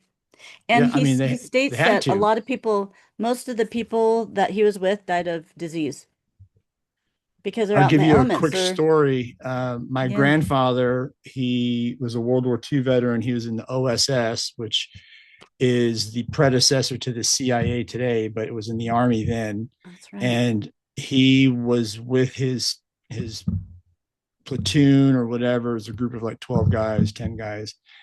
And there's a story he told us where they were somewhere in Asia and they had like back then they carried those MREs in a tin Yeah. can. It was basically processed stuff with carbs, salts, and protein. Enough, basically stuff to keep you alive in the field, right? Calories, heavy calories.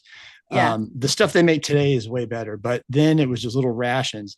They had none of that. They were traversing through whatever field to get to some rendezvous point, but these guys barely got enough water in their canteens just to sip on, and Hmm. 3 or 4 days of not eating, you're gonna Yeah. feel it. Yeah. And they shot a water buffalo and they Mm. gutted it, field dressed it, built a fire, and ate as much as they could, and took some with them because I bet you it was good. I'll tell you what, I will probably lick the bone off of that water buffalo if I'm that hungry, or you're that Yeah. hungry. I mean, the literal definition of starving, you will pretty much you'll eat boot leather just to survive, and people do. Yeah. And the grasses, the sweet grass and stuff, I'm sure Mm-hmm. they people knew how to survive it. There's certain barks and stuff that you could Mm-hmm. probably, and they probably knew a lot about the herbs and the plants that were natural that they could probably make, stews. I don't know, but Yeah, and they had that. I mean, if they weren't getting the rations and they're on the march, they probably had to kill small game here and there yeah. or a deer or whatever and eat. I mean, it's just to live. You mean you need just simple calories to just keep going, especially in a fight when you're a soldier and you're fighting and you're marching and all that adrenaline and calories burned. It takes so much out of you just as an individual human, Yeah. and you need to feed that. And he actually, I think he joined before July, so it even has in here where they're just marching um since June. They're just marching around, you know. They're just having these guys walk around, and he talks about the rain that just rains all the Oh, time. And I think oh, that's they in probably got the swamp Gettysburg. I foot think and on those everything 3 days, else. wasn't it really wet and muddy? It was really rainy. Yeah. Yeah. Yeah. And I mean, so that means your boots and everything is soaked. So that's another probably 10 pounds of weight on you. Yeah. And your feet are just probably soaked and soiled and they're starting to get what do they call that trench foot. So So my yeah. cousin will get this in the mail. I'm gonna send it to you.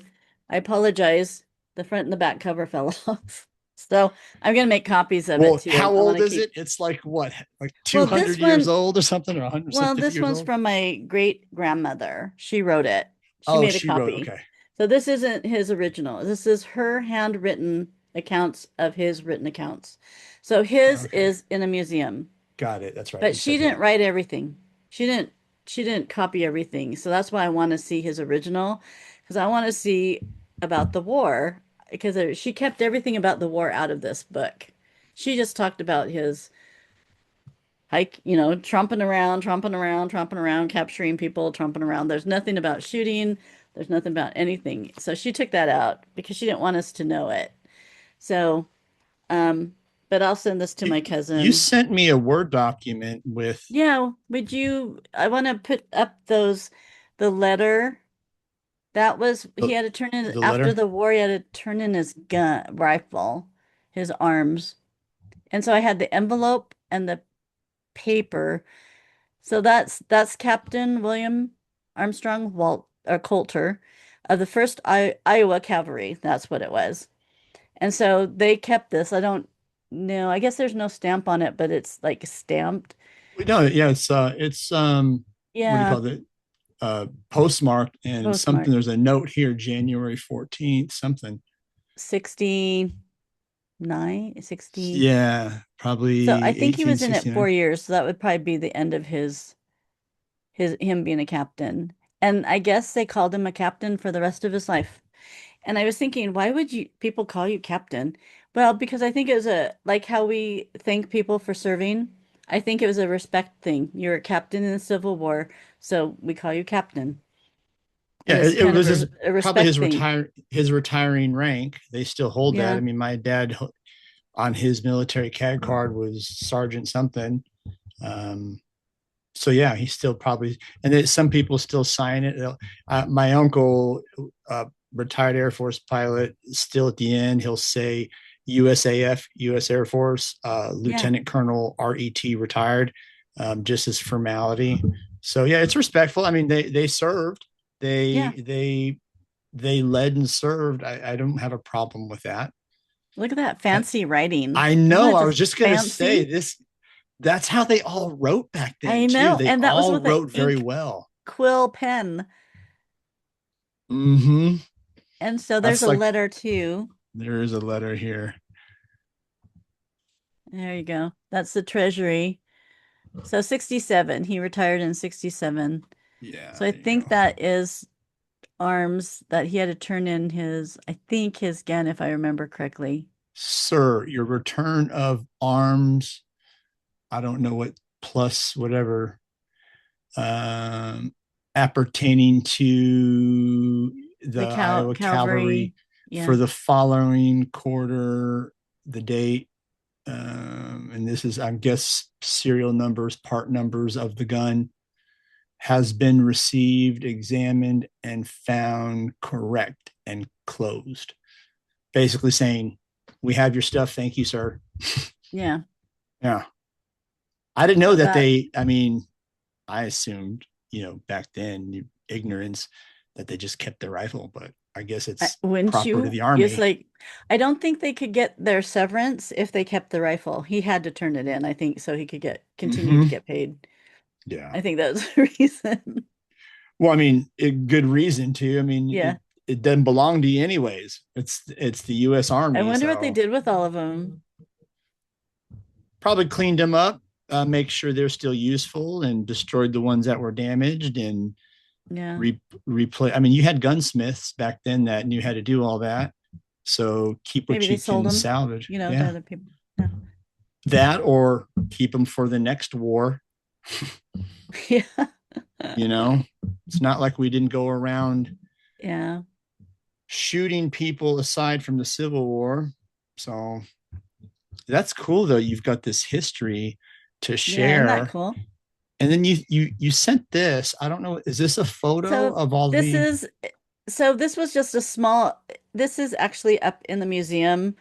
Okay, Someone sent us a copy and it's like two inches by 2 inches. This is how big of the but I guess he's in there.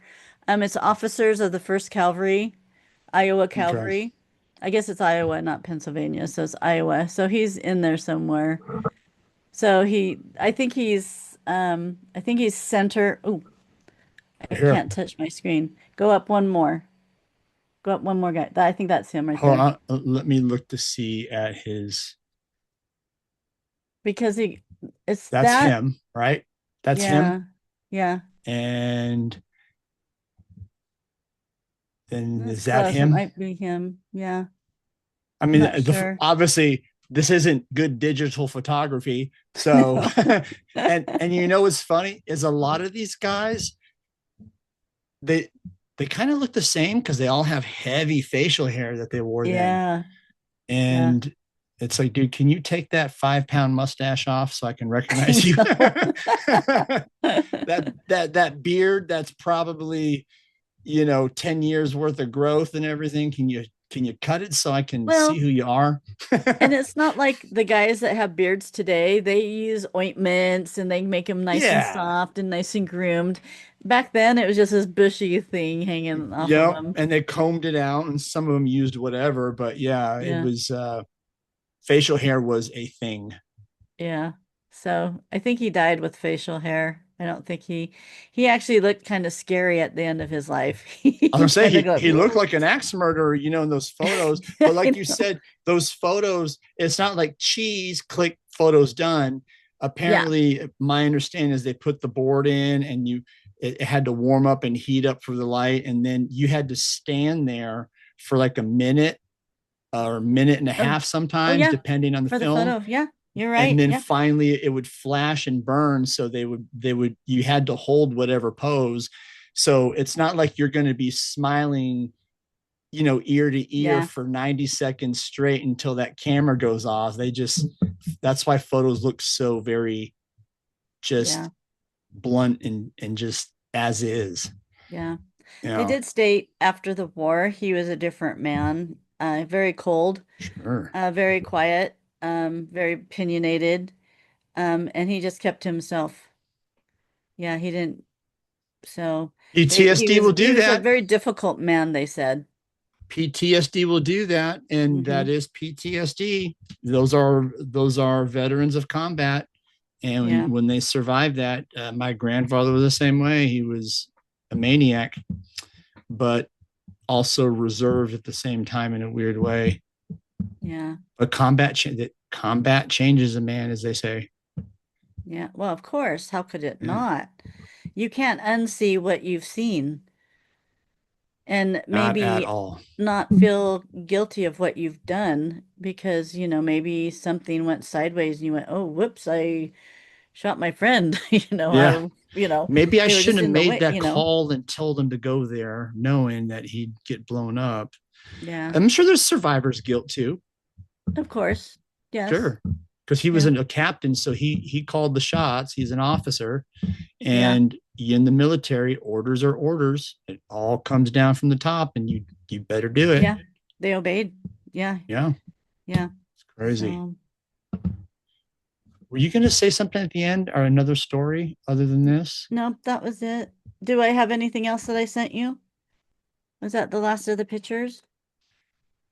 Those are the last of the photos. That's the stuff that I Okay. got, and then the videos. Oh, I was going to And talk about Dicey Langston. So here this you is go. for my cousins. She was in the Revolutionary War. She wasn't in the Civil War. It was Revolutionary War.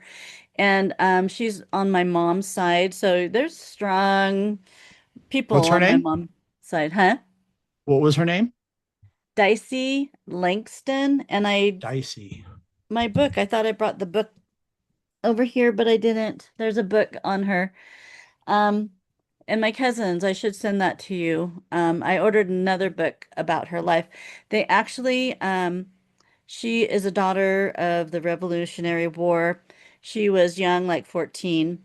And and I don't know, was it the Brits and us? Revolutionary I American know. Revolution was, yeah, that we were fighting for freedom from England, from Great Britain. So, yes. And so they would the opposition was staying at their house because they were kind of wealthy, and so the officers and stuff would have their meetings in the wealthy people's homes. And so she was there when they were talking, and her brother was off 5 miles away to battle. And so she was listening to what these Brits, were they the Brits, were saying, or this Mm-hmm. opposite were saying, and they were going to surprise attack where her brother was. And so Oh, she took it upon herself, like, mm-mm. So she took off running 5 miles. And I guess she went through a raging river. She swam through a raging river and she made it to him, told him what was going to happen. And she said, they said she saved the whole regime because they would all been slaughtered the way it was going to go down. So she saved the whole regime. They went to another area.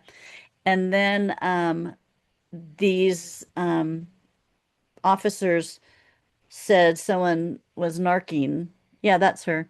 Leonice. Yeah, that's her. And that's the book too, The Patriot with War The Patriots Petticoats. Wore Petticoats Yeah, by that's the book, Marnie and I Pedersen. should Yeah. send that to my cousin too, because this is his side. And so then they said, okay, someone told. And so then they go after her father, saying, you somehow got a message to this regime that we're going to attack them, so we're going to kill you because you're a traitor. And she stood in front of her father and said, you're going to have to shoot me first. And they said, get out of the way. And she wouldn't get out of the way. And she walked up to him and just said, just shoot me. And instead of him. The And, dad didn't say anything. It was her who gave the and it message, was her, right? yeah. Yeah. And she didn't say that, but he backed down and then they left. So she saved her father's life also. And so this, Brave, braver she than was only most men 15. today, She was going 15, I through think. rivers and running. And I mean, like, here's some statues of her. She probably was barefoot a few times running through a river or something to go Yeah. save her brother's life and that whole battalion, and then stood in front of her dad, who was going to be executed for no reason because she was the one who, I Yeah. guess, was gave the And secret away. But I still, think her house is still standing and they've made it into a little museum. They also made something else like the statue there. And I ordered another book that is kind of like a child's book that let's see. This that there's a picture of her protecting her father down there. Um we don't really know what she looked like. I don't have a picture of her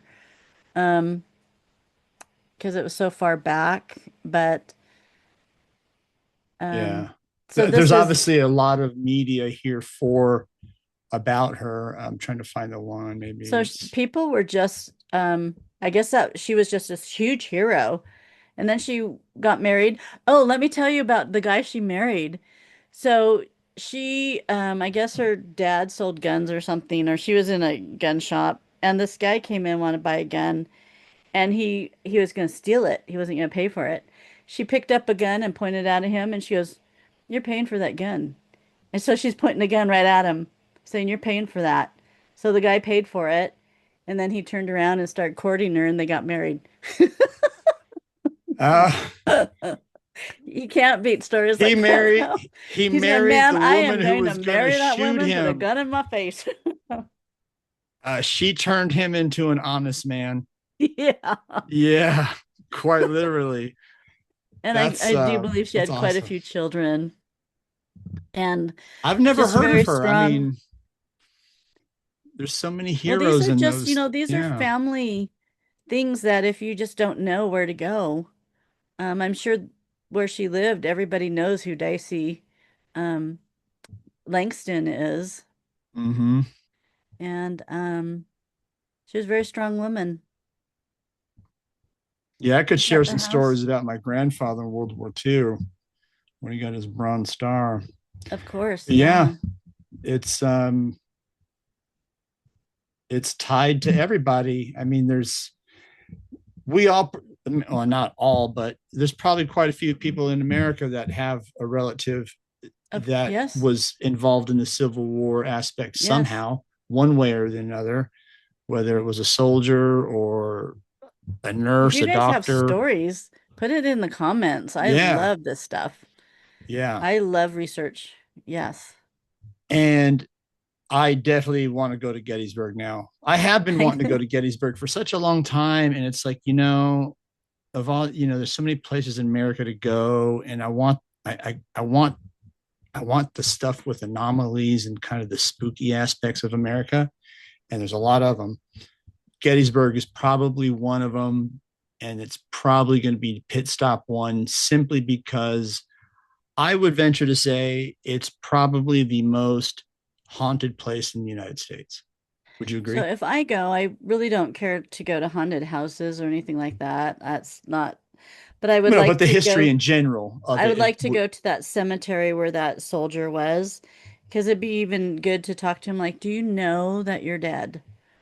Do you know, to maybe see if you can release some of these spirits, especially with what I have, to see if we mhm, can release you, that you don't have to be here. You don't have to be keep being tethered to this time zone and help them reliving cross this horrible, time. So, because it's like yeah. infinity, right? It's a loop for infinity, Would really. you want to be that? Would you want, when you No, die, would you want to be tethered to a horrible, tragic event? I And want to be I just released don't and know how cross. that, if anybody has any ideas, like to stop it. But there's so many that died. What was it, 51,000 51,000 casualties, yeah, has died? Yeah. in 3 days. 3 days, yes. And was that $1 million or million um Bullets. rounds of ammunition went off. And to be honest, with how they fought was ridiculous. Didn't they just like Warfare was walk and different. then if that line goes down, then they gut, and then that line goes down, then they just keep trying to get that last line to get through. And I'd be like, put what? me in the These are back. human shields. I hope you put me in the back. I ain't Yeah, going in the front. I'm not cutting in line. I know I have the flag, but I'm not. No, I'll be back here. You're not supposed to shoot the drummer or the guy holding the flag, I heard. Is that Yeah, true? or anybody who had the cross, like a medic, field Oh, medics too, because they were unarmed and they were just picking up the wounded. But yeah. it's war, bullets, cannons, bullets, cannons. I mean, the innocent are a woman baking bread. I mean, the innocent are going to be hit eventually, and it's oh, I just think the whole thing of putting a kid to play the drums to go to war in the battlefield. I don't even want to know what a child was thinking having to do that. Yeah. It's just, I think this day and age, we really need people to study history because people aren't studying history anymore. I really feel that people don't really, I don't even know what they're teaching anymore at school. I don't know if they teach about Gettysburg or not, but I really feel that we need to know this stuff because this is actually our foundation because we are Americans. Mm-hmm. And this is the land we stand on. And we need to understand the land and we need to respect the land and respect those people that gave their lives so we can have this freedom and this flag. Life's not perfect. Life will never be perfect in this world. But we have a type of freedom here in the United States that people fought for freedom. And it's very interesting that we as human nature is our nature as humans that we have to have freedom. We have to have freedom. It just is so inbred in us as people that we don't want to be slaves. We don't want to be ruled over. We don't want to be really told what to do. But I think we need to be respectful. But we want freedom and we will fight, for that right because it's just in us. Well said. And I mean, nobody wants to be ownership of anything. And if you don't study the history, it tends to, as they say, repeat itself. And if you don't see the telltale signs of this, Hmm. you may be a slave without even knowing it. And Exactly. it evolves just like the warfare and ideology does from these days until today. And I mean, Yeah. this is a perfect example of what happens. I mean, that trauma, it's just it stays there and it doesn't leave. And that's not good for just the poor souls who sacrifice, but that's not And good for the land yeah. either, the people. I do believe all these guys were volunteers too. They didn't have where they were called to fight. They volunteered. People even I believe came from Texas. I remember I read that Mm-hmm. they had volunteers come up from Texas to fight. I mean, people came from all parts of the United States because they thought, if this could be coming our way. If we don't go finish this now, we better go, get this done. Yeah. And So, the families split up over it, and one would go to the South to fight, and one mhm, would go to the Union to fight. And it's like, yeah, I yeah, mean, it yeah, was bad all the way around. And this is just one battle. This is just one yeah. battle of the This Civil is War. just, One yeah, battle. there's many. There was Uh-huh. many. And so, we're just talking about Gettysburg really pretty much tonight. But there's other, you know, Lee had many others. There's just Antietam, yeah. horrible wars, Indian wars, fighting with the Indians, I believe. So there's a lot we could talk about. But Yeah. we wanted to talk about the ghosts that it's just somehow these guys are tied to where they died and this traumatic event. And we need to get there and we should, talk to them. Let's go, Brad. Yeah, Tomorrow. I mean, well, yeah, Gettysburg is more than just a battlefield, in my opinion. Yeah, I get a little metaphysical sometimes in quantum, but it's a multidimensional archive of trauma yeah, that's encoded in all of that landscape and history. And it is a spiritual threshold. And some have not, as we said and stated, are not crossing the threshold so they can be free to that.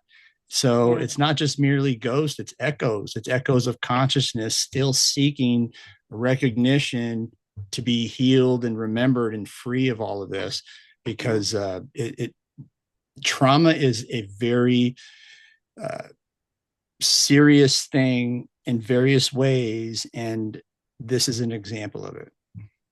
And the earth doesn't let go.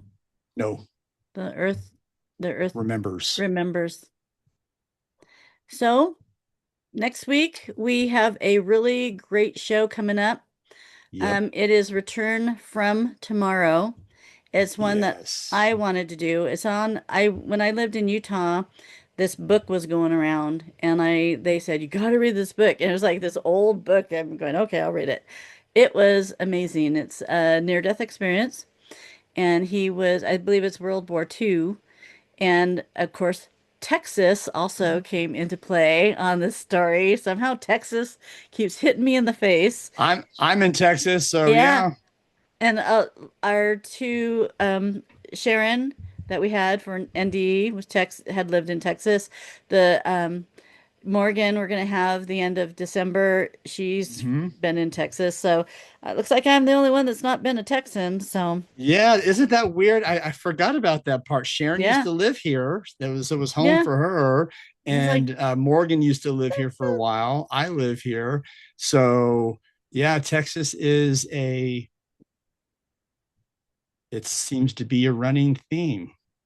So we're going to have that great show, and it's actually probably the mo one of the most defined NDEs that you will ever hear about, because I believe you said it was Christ that took him, and he t walks him through segments of the other side, looking at our Mm-hmm. side, and you will be blown away with what he shows him about our auras and about certain addictions and other things that you will be Not want to surprised. miss. So, I mean, yeah, it when you get to see the darkness in non, physical ways in the yes, spiritual sense, this is the book. So if you want to, if our viewers and listeners want to pick this up ahead of time, it's only about yep, 130 or 140 pages or so, easy read. and easy read, but a profound story.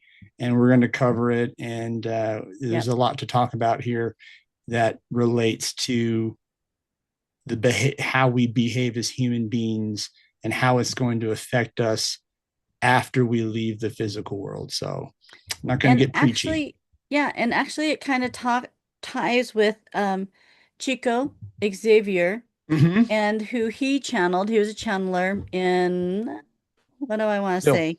Brazil. Brazil. and who he channeled. It really has a good commonality to both of these. And Hmm. so maybe I can bring in Chico a little bit with that There you to go. talk about that. Yeah. Yeah, a lot of people don't know about Chico. I know. He was around the same time as Edgar Casey here, and he was like the Edgar Casey over in Brazil. Yeah, And he actually his people were so poor that all the money that he got because he became very famous and he wrote like what 40, 50 books, so he there's wrote no a way I lot. can write that many. Yeah, So I don't know. I don't know. I wouldn't say there's no oh, way. oh, oh, You oh. seem to be Speaking doing of pretty well. that, Speaking of look at books, look. yeah, that was But perfect this is a segue. proof book, so you're gonna have a line. So hopefully this will be up in 2 days. Adam's Echo. This is amazing book for men, and women should read it. If you have a husband or you don't understand men, this is a really good book. I learned so much. And that's not the only one. You've got another one. Oh yeah, and then my next one is channeled messages, Yeah. and that will be my And last one for this year. Then I'm done. so They're all did you about hear that, y'all? For this year. for So this year. I would say with what she's got in her bibliography already that she's written, I would say she could hit 30 or 40 books. No, just I want to be done. I want to be done. Anyway, Best. this is awesome book. So plan on couple days. It'll be on Amazon.com. It's edited very well. It is very well. Um, I And just Robyn spent is a very good prolific writer. I've read her stuff, and it tells a story and is genuine and authentic. It's not some trendy shit that you see sold out there. Because I've read some stuff, and I'm like, I don't even finish some of the stuff I read because it's like, no, okay, it's really well done. yeah, Well, this is it has I my favorite. Oh, let me read this to you. Can I read a part out of it to you? You're please. gonna like it. Let me see. My favorite chapter is chapter 18, but I won't read that. I want to read. Oh, let me see if I can find it. Um, Men as Captain Kirks. Oh yeah. I had to put Men are Captain Kirks, chapter 13. Let me just read this really fast to you. Okay. Okay. So, men are Captain Kirks. Men are Captain Kirks of our collective voyage, bold explorers of the unknown, navigators of risk, reason, and responsibility. They are called to command with courage, to lead with both instinct and intellect, to protect their crew while wrestling their own doubts. Like Kirk, men are not perfect. They are impulsive, passionate, and sometimes reckless, but they are also loyal, visionary, and deeply human. They can carry the weight of leadership, not just in rank, but in superficial love for those they serve. Men are the ones who say, engage warp speed. When others hesitate, they challenge injustice, negotiate peace, and sometimes break protocol for the sake of mercy. In the Trekkie society, men are not just captains of ships, they are captains of homes, hearts, and hope. Their mission is not conquest, but communion, not dominion, but discovery, not control, but connection. Wow, Robyn, you're gonna make me cry already. And then I go, women are spiritual Uhuras and Dr. McCoys. That's the next part. We got to give. I'll buy John a copy of this book. He'll Oh, love it. you will like it. And it was just as I was writing this, it was very interesting that as I was writing this chapter, why fantasy resonates deeply with men. And that came from I was watching a YouTube channel, and it's a very kind of newsworthy YouTube channel. It's a husband and wife, and they have grown really big during COVID. And I was watching them, but then I stopped because it was just too controversial for me. But I remember a conversation they had. He says, "Yeah, in my mind, I fight. I'm a hero. I'm Superman. I'm powerful. Every minute of the day, in my head, I have a fantasy of fighting and I'm helping people and I'm, their warrior and she goes, "You do?" She goes, "They've been married a long time." She goes, "You have fantasies of being a hero all the time?" And he goes, "Yeah, every man does. They have dreams of being the saving, savior, the one that helps the damsel in distress. I want to protect the children. I dream about this all day." And she goes, "You do?" So I put that in here because I thought, I think that's, we women don't know you guys do that. Do you do that? I do. Every man, and It I may think not be, sometimes it may not women, be to like your stereotypical archetype hero where, I'm fighting the enemies off to save the world hero. But, you think of hero's journey in the like the Jungian archetype, you go through a struggle, you have your dark times, you're tired, exhausted, but you get hmm up and keep going again because there's a goal at the end. So hero can take many forms with many yes. outcomes. It doesn't have to be, a hero battling evil all the time. You could be a hero battling your own struggle or helping a family member or whatever it is. Yeah. And so we women didn't know you men think like that. I didn't know that. And she obviously was married to him for 10 years and had no idea that he'd been keeps that in his mind. And Yeah, it's I not like we thought, go around, putting no, on it's a a cape secret. It's and a running secret thing around. you men Yeah. do, Yeah, and it's okay. It's it's just nothing a big. subconscious. Yeah, it's just like a subconscious thing you think about. It's nothing you're like, okay, now I got to go tell all my friends. It's just like you No, no, think no. about it It's in just your you mind keep and it it to yourself. passes. Yeah, it passes, and you then the memory comes back another day about it or something. But yeah, yeah. And I mean, that's not I uncommon. delved into that, and actually I studied why it's healthy for men to think like that. It's healthy. It's a healthy thing. It's not a bad thing at all. And we women, that's why I think this book is good for women, is we need to understand men. I mean, I learned so much because I did a lot of research on it, and because sometimes we're a different breed, you know, Oh yeah, and so, but God made us that way. And we are to be a different breed. We're not to be the same. We're not to you're do the right. same things. Men do this, women do this. You can't have babies. We are the creators of this And world, that's not not men. being chauvinistic either. No. And I don't, and some women might think I am, but I really feel that men and women are meant to complement each other. And I think every generation it gets harder and harder for us to do that because they, we're divided. They divide us so much. And we're to be brought together and complement. So the men's strengths are to complement the women's strength, and we're to be a team. And so Yep. that's what I've always told my twin. I said, I'm not here to walk in front of a man, or I'm not here to walk behind a man.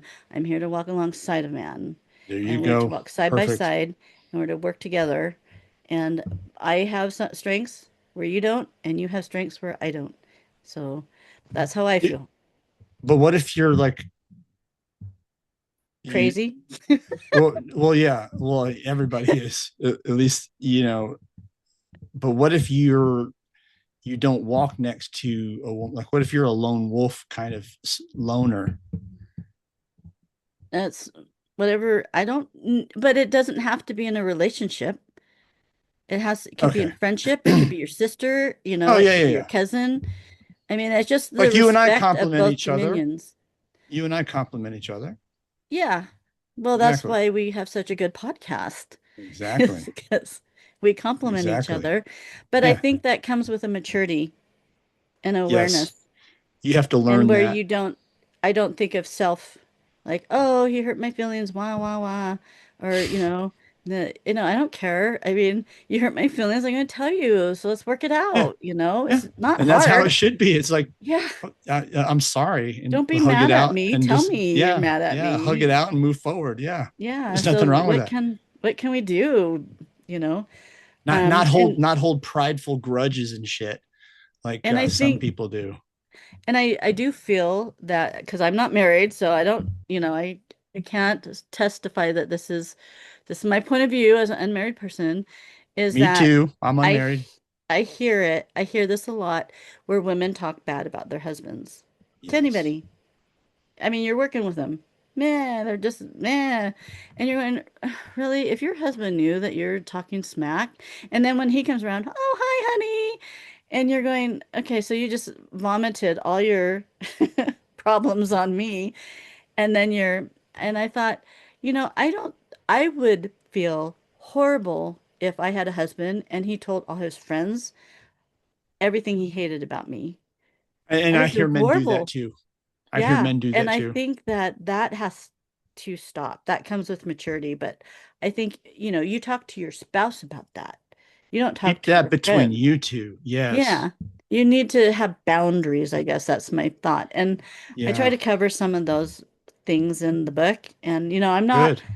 I'm not I'm not a well re renowned You're person. not a psychological Yes, clinician I'm not who's an John. expert, I but haven't spent years in it, but I you have you life experience yeah, exactly. You've got the and intuitive wisdom intuitiveness. from seeing, witnessing, observing, experiencing, which is where all of this comes from. It's an experiential process, and there's a lot of reasons why men aren't the men they should be and women aren't the women they should be.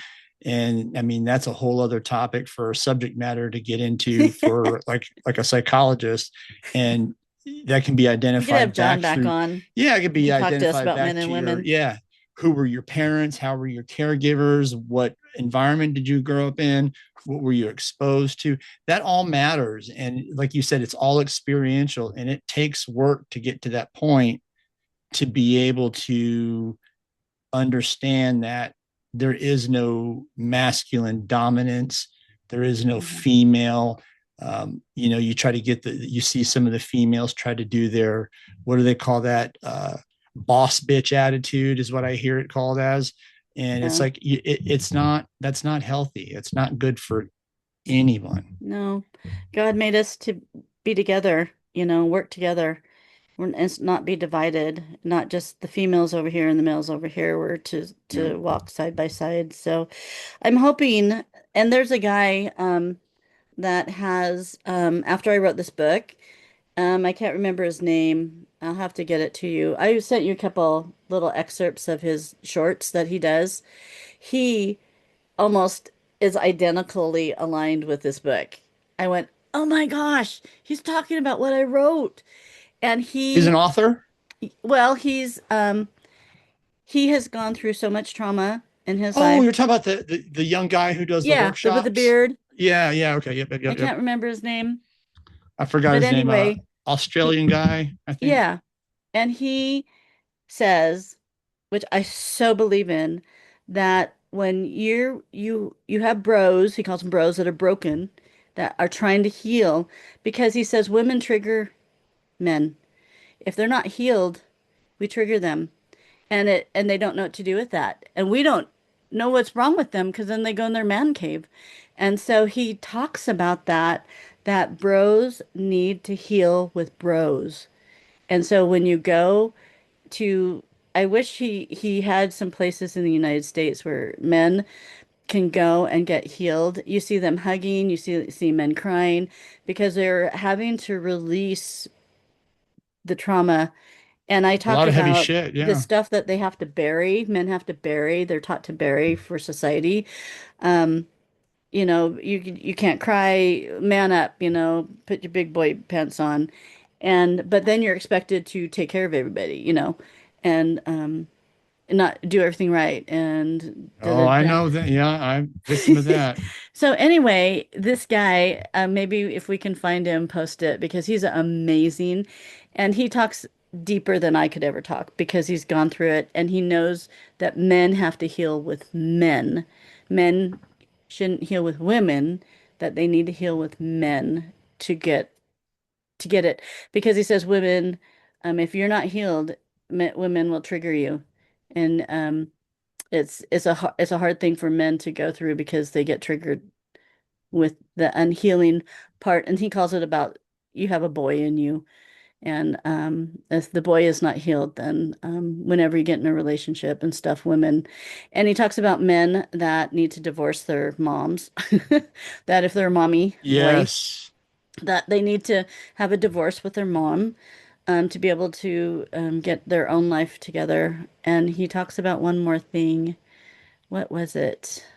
I can't remember, but I thought was so interesting. And we women can learn so much from him also because then we can start understanding where you guys are coming from. Because when I was married, he went into a man cave, and I go, "Hello, you're married. Can you come out? You know, Yeah. where are you?" They he And he's basically just, would yeah, he was just like, isolate. yeah. Yeah. And I just thought, well, this is no fun. I don't like being by myself. I'm You not want to here. hang out with your partner. Yeah, I want to talk to I mean, me, there's you time know. where, hey, yeah, you go to your man cave, do your thing. I'm going to go write or sew or whatever, and you have your own hobbies and Well, that's space. different. But if you're isolating all the time, that's not good. Yeah. So Mm-hmm. anyway, I just I think this book is really good. I think it'll be really good. So you'll have to read it, Brad. My twin will Of have to read course. it. And then you guys will just let me know what you think because maybe I'm wrong. I hopefully I'm not. Is the link up for it to be on Amazon or wherever to be sold Not or not yet because this is a okay, proof book. So I put got it. it up because I read it and you could read this like in a couple days or so. Right. Um and then I actually felt intuitively to put in the back of the book to journal. And Oh, I thought, good okay. And then I concept. have, after each chapter, I give you two journal questions. I want you to journal. Oh, And okay. then I thought, Don't don't spoil it. You're gonna give it I'm the not, I'm not whole gonna, no, I'm surprise not gonna away. spoil it. This is something because I thought I almost took it out. I thought, men don't journal. Well, I've I never do. met a man that journals. And then I thought, I'm going to take that out. That's stupid. I'm going to take the journaling part out. And then I just waited because I felt obviously I was to do it. So this guy, this young guy from that we're talking about, he says, you have to journal. I went, oh, And it's right there. one. It's in the damn book, so you don't need to buy another journal. You can journal in the book. Well, yeah, you probably need more pages. I only But I gave mean, you five, you can start. but I think that is huge because I used to journal all the time, but it's huge. So I gave you journal pages at the end, and I after every chapter you will have a couple Prompt. questions that Yeah. will I want you to tie everything you read and how you felt about it, and I want you to put it in the book. Yep. That's a fantastic idea. Each chapter you get a journal prompt and you get some journal pages, Yeah. and once you fill up 5 pages, that's enough to get into the habit of physically writing a journal. And then you're going to be okay. I need to write more, and you just go buy another notebook or find one or whatever, Yeah. and continue your And journaling. continue That's how it starts. It's the visceral aspect of writing, and and letting go. mhm. And then you might have awareness like, whoa, I do that. Whoa, why do I do that? Wow, maybe I need to look at that, you know? So this will be out soon, y'all. I hope Couple y'all are days. listening to Give me this a because couple we days. this is one of Robyn's written a lot of books recently, and she seems really excited and passionate about this one the most. I've heard her Mhm. talk about all of her books. This is one Yeah. she's like really has been excited to do. Yeah, Yeah. I Because can't wait. I think it's a time coming. Yep. We need There more is of a that. shift and there's energy moving things around, and we need to keep our eyes open and ears perked. Mhm. Well, this is a good episode, Amen. Robyn. This is my This is a Charlie very Kirk good episode. shirt. I love it. I Freedom. wanted to wear, I had a shirt ordered and it was supposed Actually, to it has be a. here, and it didn't get here on time. And I was like, shh, I Uh-oh. just canceled the order. I should have ordered it earlier. Did you? It was a Gettysburg flag. Oh, there's a cross on one of the sleeves. It's Charlie Kirk's shirt Okay. when he passed. I'm Yeah, I very like that. yeah. He touched my soul. Didn't know anything about him really until he passed, and then it hit me like it. ton of bricks, and um, I'm sure he's the wave of change in the United He was a States. And Captain Kirk. Yeah. yes, he was of the world. And I know a lot of Yeah. people didn't agree with him, and maybe I don't agree with everything he said. He was very strict on a lot of stuff. But I think he was like a prophet, seer, and revelator. Yeah. He set an example. Hmm. Yeah. Okay, All righty, guys. yo. Thank you. Thank you for watching. Robyn, I'll talk to you later. And this, Yeah. everybody, this will be up in the next couple of hours. Yeah. Love And you. also, Comment, like, subscribe. If you have ideas or stories about Gettysburg, I want to hear them. yeah. Robyn wants to hear them. Yeah. If you have any ideas, hey, you should do a story on blah, blah, blah, put it in the comments. We'll read it. And believe me, we will probably touch on it because if it's interesting and spooky, mysterious, paranormal, phenomenological, anything, we will look into it. Sounds So, fabulous. all right. Good Thanks, night, Brad. y'all. Love you. Bye Bye. bye.